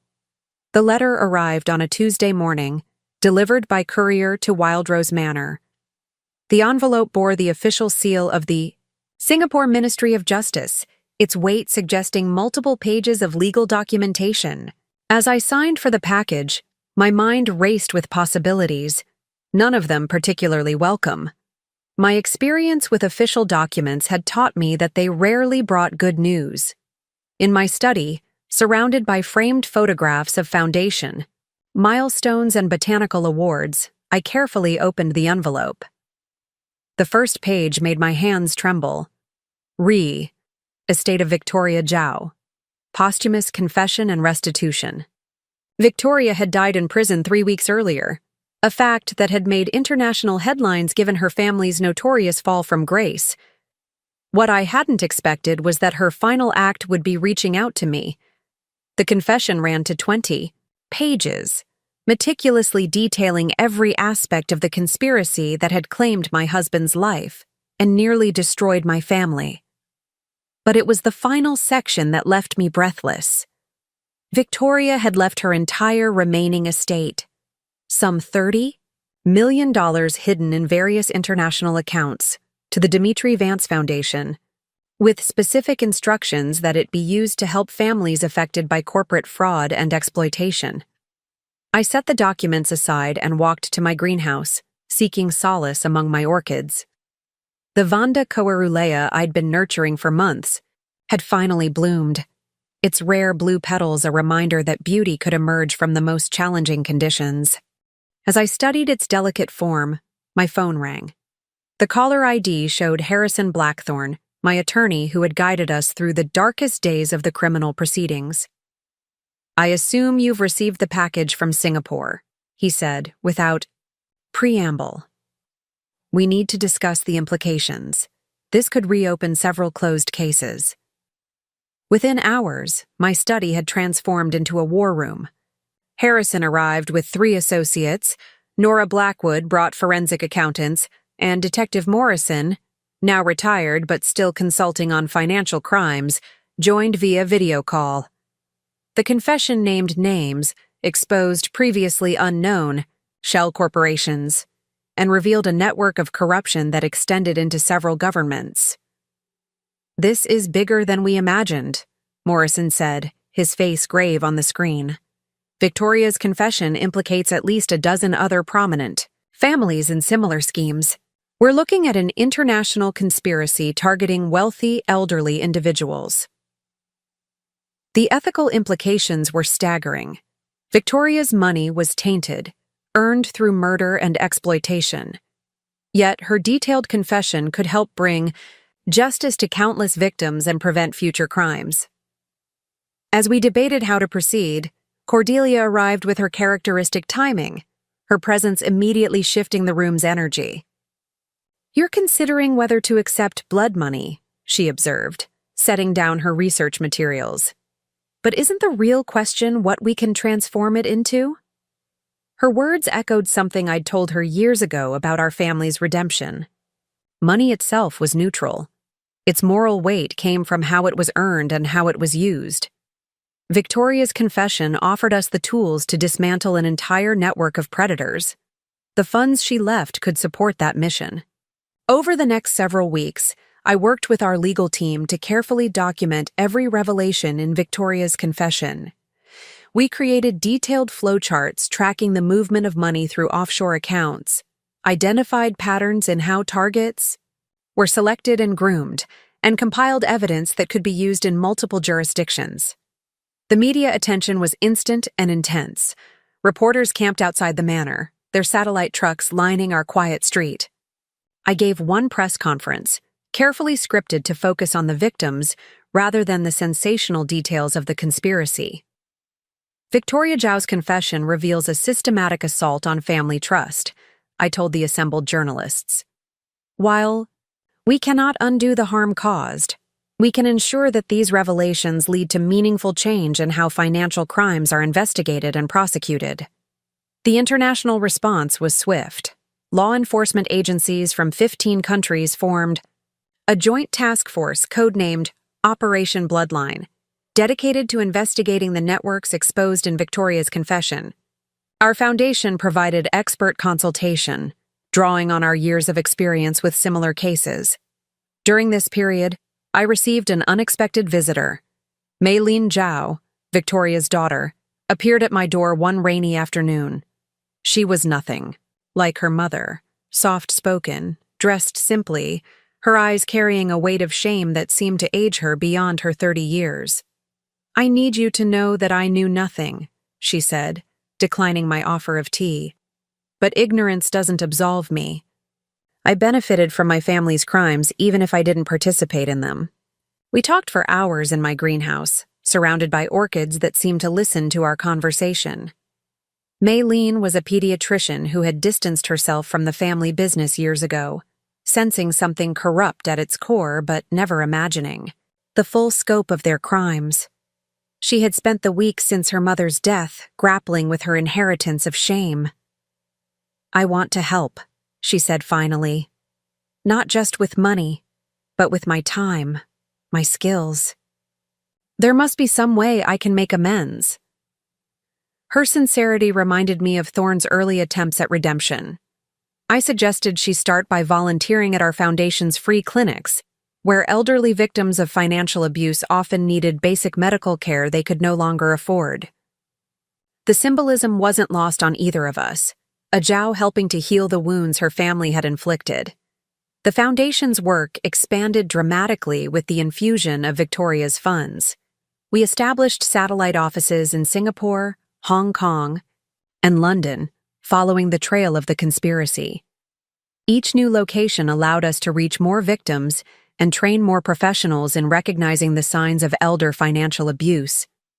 One particularly challenging case involved a prominent family in Switzerland, where banking secrecy laws had long protected financial criminals. Victoria's confession included detailed information about accounts used to hide stolen assets, but accessing them required navigating a complex web of international regulations. I flew to Zurich with our legal team, prepared for a protracted battle. To my surprise, we were met by a delegation of Swiss banking officials who had been following our foundation's work.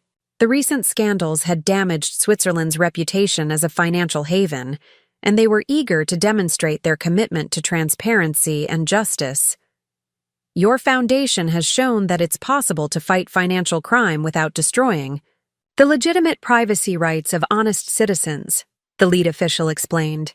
"We want to work with you to establish new protocols that protect the vulnerable while respecting banking traditions." This collaboration led to the Zurich Protocols, a set of international banking standards that balanced privacy with protection against elder financial abuse. Banks that adopted these protocols agreed to enhanced monitoring of accounts belonging to elderly clients, automatic alerts for suspicious activity patterns, and cooperation with certified foundation investigators. Back home, the impact of Victoria's confession continued to ripple through the legal system. Several high-profile families faced criminal charges, their carefully constructed facades crumbling under scrutiny. Each case followed a similar pattern: trusted relatives or associates who had systematically isolated their elderly victims while draining their assets. One evening, while reviewing case files in my study, I received a video call from Thorne. He was at a youth center in Detroit, where he had been invited to speak about ethical business practices. Behind him, I could see teenagers gathered around computers, working on their entrepreneurship projects. "Mom, you won't believe what happened today," he said, his excitement palpable. "One of our students just secured her first investor meeting. She's 16, from a family with a history of financial crime, and she's creating an app to help elderly people monitor their accounts for suspicious activity." The symmetry was perfect. A child from a family of predators developing tools to protect potential victims. This was the kind of transformation I had hoped for when I first established the foundation, though I never imagined it would take such a personal turn. That weekend, Cordelia's research team published a groundbreaking paper on the genetic factors that influence ethical decision-making. While careful to avoid deterministic conclusions, their work suggested that both nature and nurture played roles in shaping moral character. "It's like your orchids," Cordelia explained during our regular greenhouse sessions. "Genetics provide the potential, but environment determines which traits flourish. Our family had the genetic capacity for both good and evil. The environment we created after the crisis nurtured the better traits." Her research had practical applications for our foundation's work. By understanding the factors that influenced ethical development, we could better design intervention programs for at-risk youth. Several juvenile justice systems began incorporating our approaches, focusing on rehabilitation rather than punishment for young people involved in financial crimes. The anniversary of Dimitri's death arrived with unexpected ceremony. The Singapore government, in recognition of our work exposing the conspiracy behind his murder, posthumously awarded him their highest civilian honor for ethical business leadership. The ceremony was held at the same hotel where he had died, now transformed into a symbol of justice rather than tragedy. Thorne and Cressida stood beside me as I accepted the award on their father's behalf. Both had insisted on attending, despite the painful memories associated with the location. In my acceptance speech, I spoke about the long arc of justice and the possibility of redemption. "My husband died believing in the fundamental goodness of people," I said, looking out at an audience that included reformed criminals, victims' advocates, and international law enforcement officials. "Even those who betrayed him most deeply have proven him right by choosing to transform their guilt into service." After the ceremony, we visited Dimitri's grave, now marked with a new headstone that included his posthumous honor. Cressida knelt beside it, placing a small orchid, grown from seeds in my greenhouse, on the polished granite. "I'm sorry, Dad," she whispered, her voice carrying years of hard-won humility. "I'm trying to be the daughter you deserved." The following month brought another unexpected development. A Hollywood producer contacted me about adapting our story for a limited series. At first, I was reluctant. Our family's journey felt too personal for entertainment. But Cordelia convinced me to consider it. "Think about all the families who could recognize warning signs through our story," she argued. "Drama reaches people in ways that documentaries and articles can't."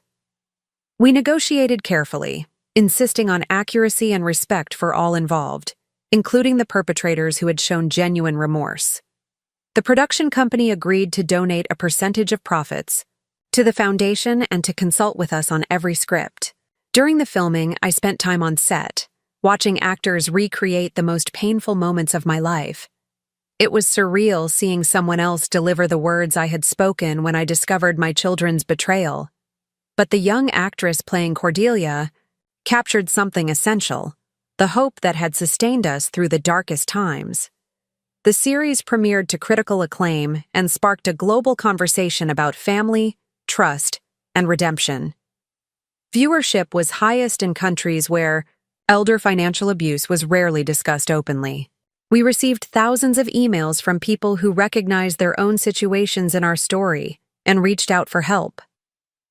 One particularly moving message came from a woman in Japan whose son had been pressuring her to sign over her property. After Watching the series, she contacted our Tokyo office and received the support she needed to protect her assets while getting her son into counseling. They were now working to rebuild their relationship with the help of our family mediation program. The success of the series led to increased funding for the foundation. We established the Victoria Zhao Memorial Fund, using her estate to create a specialized unit focused on international financial crime. The irony of naming it after one of our chief antagonists wasn't lost on anyone, but it felt appropriate. Even in death, Victoria was helping to undo the damage she had caused in life. At a board meeting to discuss the foundation's expansion, Thorne presented a proposal that surprised everyone. He wanted to establish a program specifically for the children of financial criminals, providing them with counseling, education, and mentorship to break the cycle of criminal behavior. These kids didn't choose their parents, he argued passionately, but they're often treated as guilty by association. They need support to chart a different path. The board approved the program unanimously. Within 6 months, we were working with dozens of young people whose parents were either incarcerated or under investigation for financial crimes. Many were struggling with shame, anger, and confusion about their identity. Our program provided a safe space for them to process these emotions while learning about ethical decision-making. One evening, while working late in my greenhouse, I received an unexpected call from a number I didn't recognize. The voice on the other end was elderly and hesitant. "Mrs. Vance, this is Dr. Whitmore. I owe you an apology." Dr. Whitmore, the psychiatrist who had agreed to testify about my supposed mental decline as part of my children's scheme. I had wondered what had become of him after the conspiracy unraveled. "I've been following your foundation's work," he continued. "I violated everything I believed in as a physician. I let greed override my oath to do no harm. I want to make amends, if you'll let me." We met for coffee the following week. The man who sat across from me was a shadow of the confident professional who had once been prepared to destroy my life for a fee. His medical license had been revoked, his reputation destroyed. He lived on a modest pension, haunted by the role he had played in the conspiracy. "I've been volunteering at a free clinic," he said, his hands shaking slightly as he lifted his cup. "Many of the patients are elderly people dealing with trauma from financial abuse. I want to do more." I studied him carefully, looking for signs of manipulation but finding only genuine remorse. "We could use someone with your expertise in our victim support programs," I said finally. "But you'll need to be completely transparent about your past." He nodded eagerly. "I want people to know what I did. Maybe my story can help prevent other professionals from making the same mistakes." Dr. Whitmore joined our team as a volunteer counselor, working with elderly victims of financial abuse.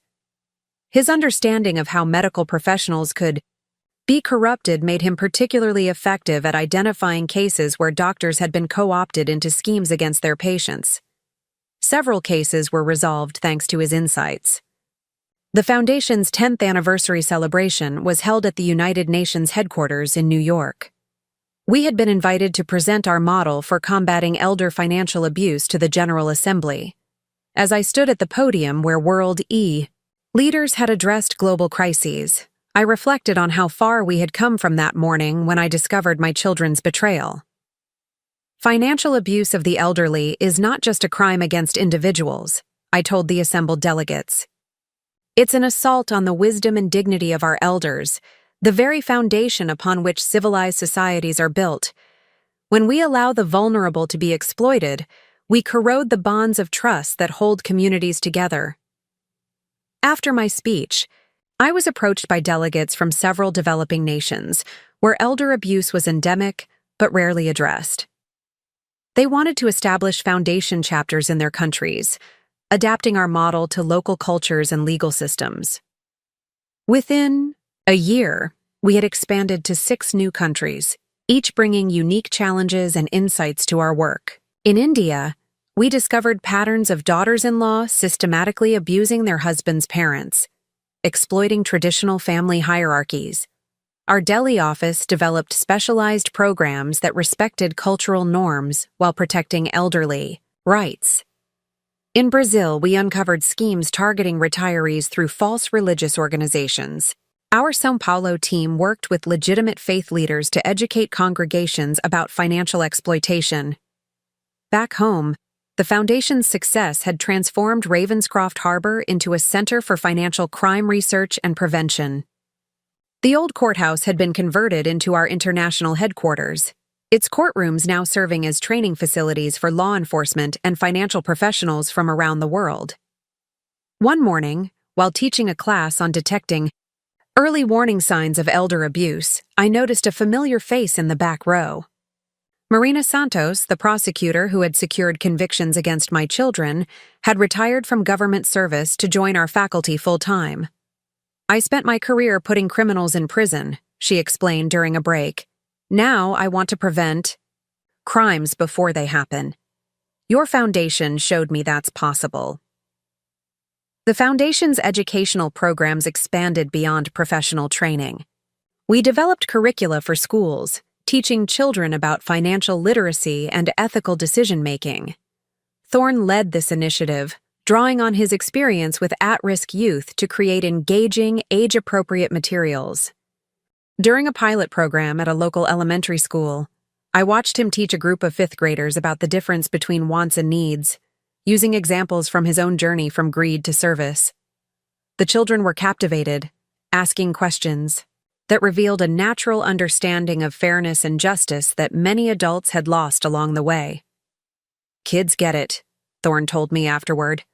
"They understand that taking something that isn't yours is wrong, even if you really want it. It's only as we get older that we start making excuses for our greed."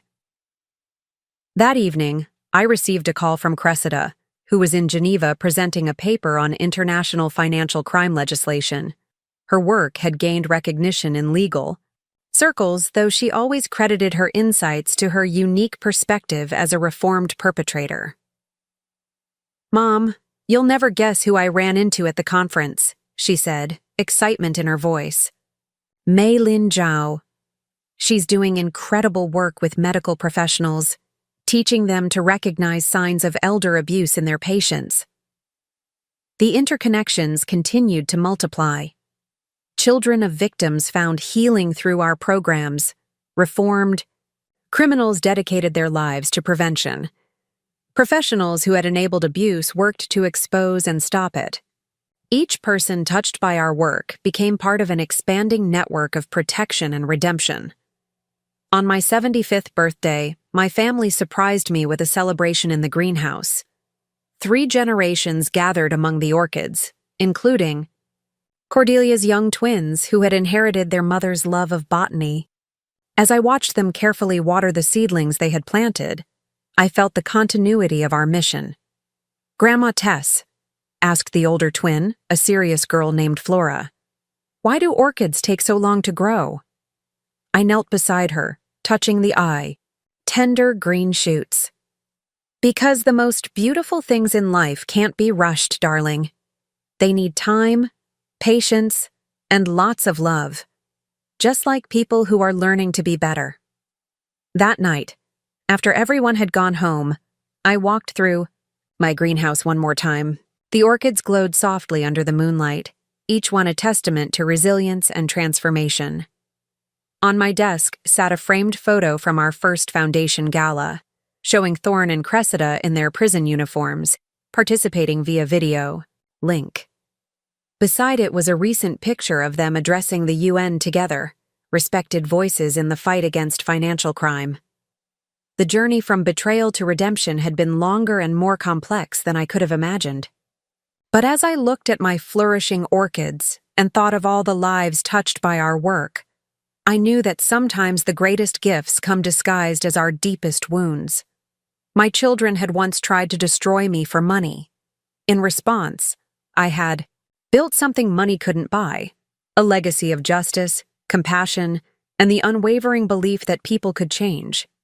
As I prepared for bed, my phone chimed with a message from a Foundation volunteer in Australia. Just prevented another elder abuse case. Family reconciled. Assets protected. Your protocols work like magic. I smiled, knowing it wasn't magic. At all. It was the result of pain transformed into purpose, betrayal alchemized into wisdom, and the simple truth that love, real love, sometimes means holding people accountable while never giving up on their capacity for redemption. Tomorrow would bring new cases, new challenges, new opportunities to protect the vulnerable and guide the lost toward better choices. But tonight, I slept peacefully, surrounded by the quiet breathing of my orchids, knowing that even the darkest betrayal could bloom into something beautiful if tended with patience, wisdom, and unfailing hope. On the morning of my 80th birthday, I awoke to find frost etching delicate patterns across my greenhouse windows. The orchids seemed to glow in the winter light, their blooms defying the cold, much as I had defied expectations throughout my life. My bones ached with age now, but my mind remained as sharp as ever, a fact that still seemed to surprise those who encountered me in professional settings. I had planned to spend the day quietly reviewing foundation reports, but Cordelia had other ideas. She arrived at 9, bundled against the January chill, her twins trailing behind her with barely contained excitement. "Grandmother," she announced, handing me a thick envelope sealed with wax. "The board insisted that you take today off. This is non-negotiable." Inside the envelope was an itinerary for what they called the Legacy Tour, a day-long journey through the various institutions that had grown from our work. The twins bounced on their toes, clearly in on the surprise. "We're your tour guides," Flora declared proudly.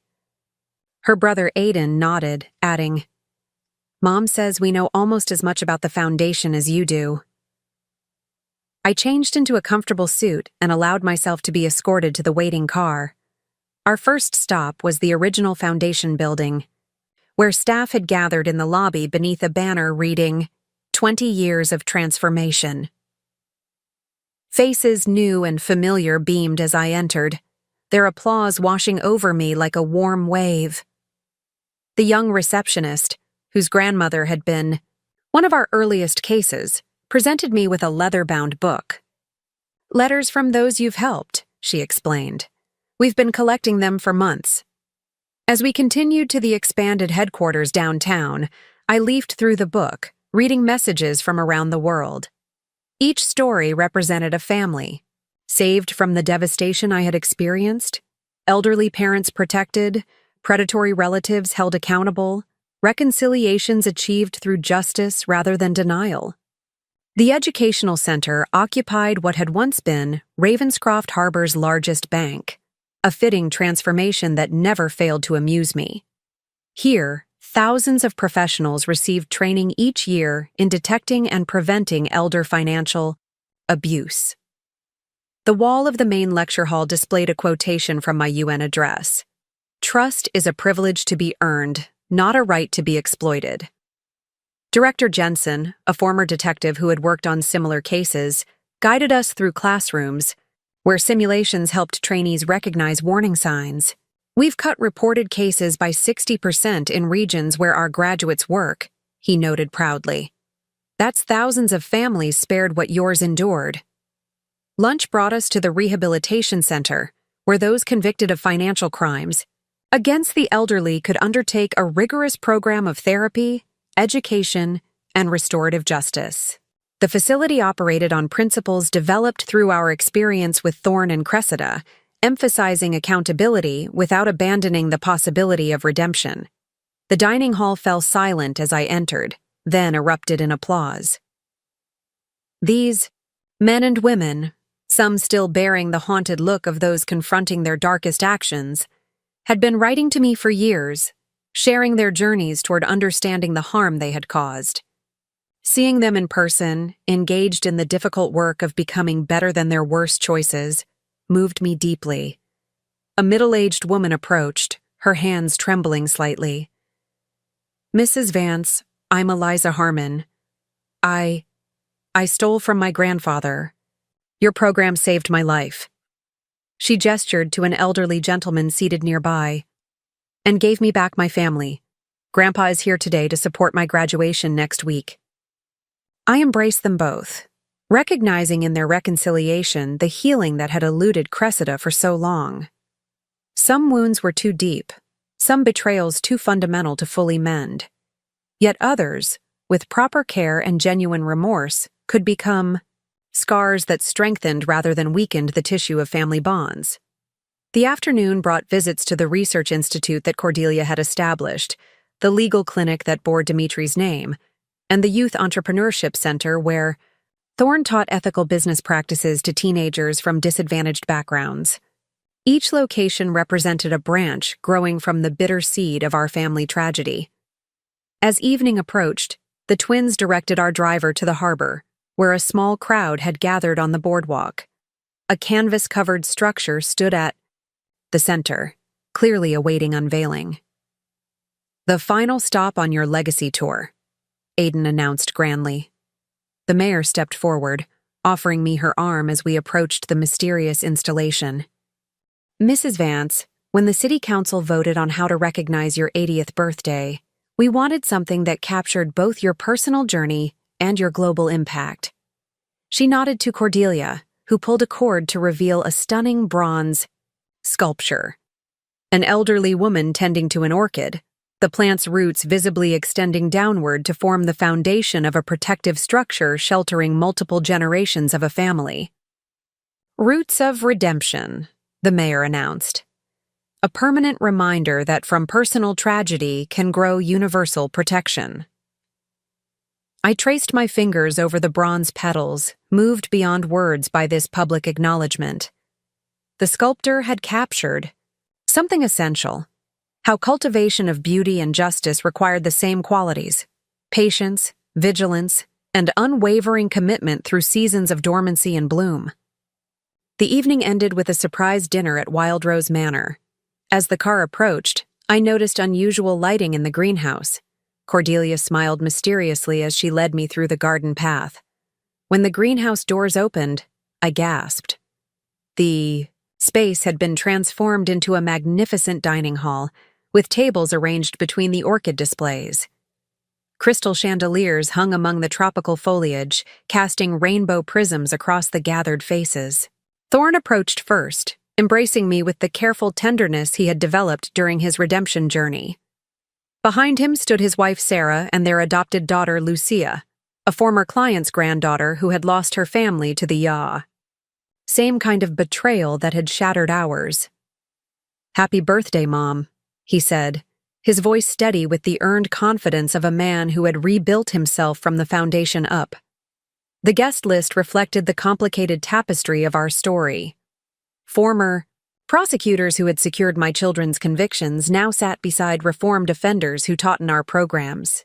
Detective Morrison, long retired but still involved with the foundation, chatted with Mei Lin Zhao, whose medical programs had saved countless vulnerable seniors.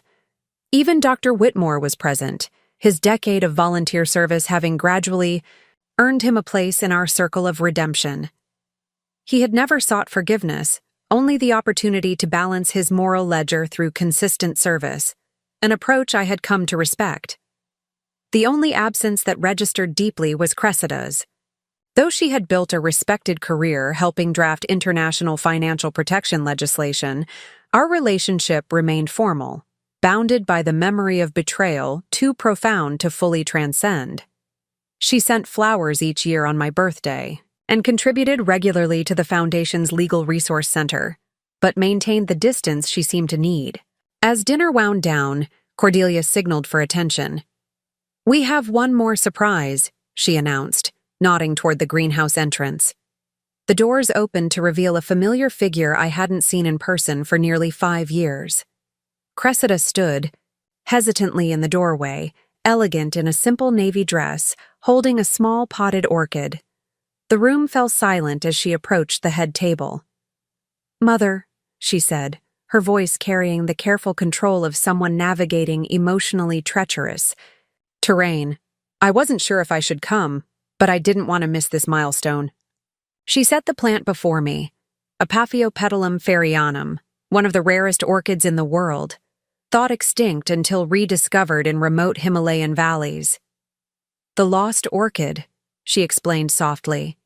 It disappeared for decades, then returned when no one expected it. The symbolism wasn't subtle, but it was sincere. I studied my daughter's face, noting the lines etched by years of carrying the weight of her choices. Her expression held neither expectation nor demand, just an offering of presence on this significant day. "Thank you for coming," I said simply, gesturing to the empty chair beside Thorn. "Would you like to join us?" The evening proceeded with cautious warmth. Cressida spoke mainly with Cordelia about the twins' academic interests, occasionally exchanging measured pleasantries with her brother. It wasn't the tearful reconciliation of television dramas, but something more authentic. Two people acknowledging a shared history, too complex for simple resolution, but perhaps not beyond evolving understanding. After the guests departed, I found myself alone in the greenhouse with both my children for the first time in years. The silence between us felt charged with unspoken words, decades of separate journeys converging in this sanctuary of growth and second chances. "Your work has changed the world," Cressida said finally, breaking the quiet. "All of this from something that should have destroyed you." "Us," Thorn corrected gently. "Something that should have destroyed us." I moved between them, touching, each lightly on the shoulder. "The foundation isn't just mine. It belongs to everyone who contributed to its mission, including both of you, in your different ways." Cressida's eyes glistened. "I've spent 20 years trying to balance the scales, knowing they can never truly balance." "Perhaps balance isn't the point," I suggested, gesturing to the orchids surrounding us. "Look at these plants. Asymmetrical, imperfect, yet whole in their uniqueness. Maybe that's what redemption really looks like."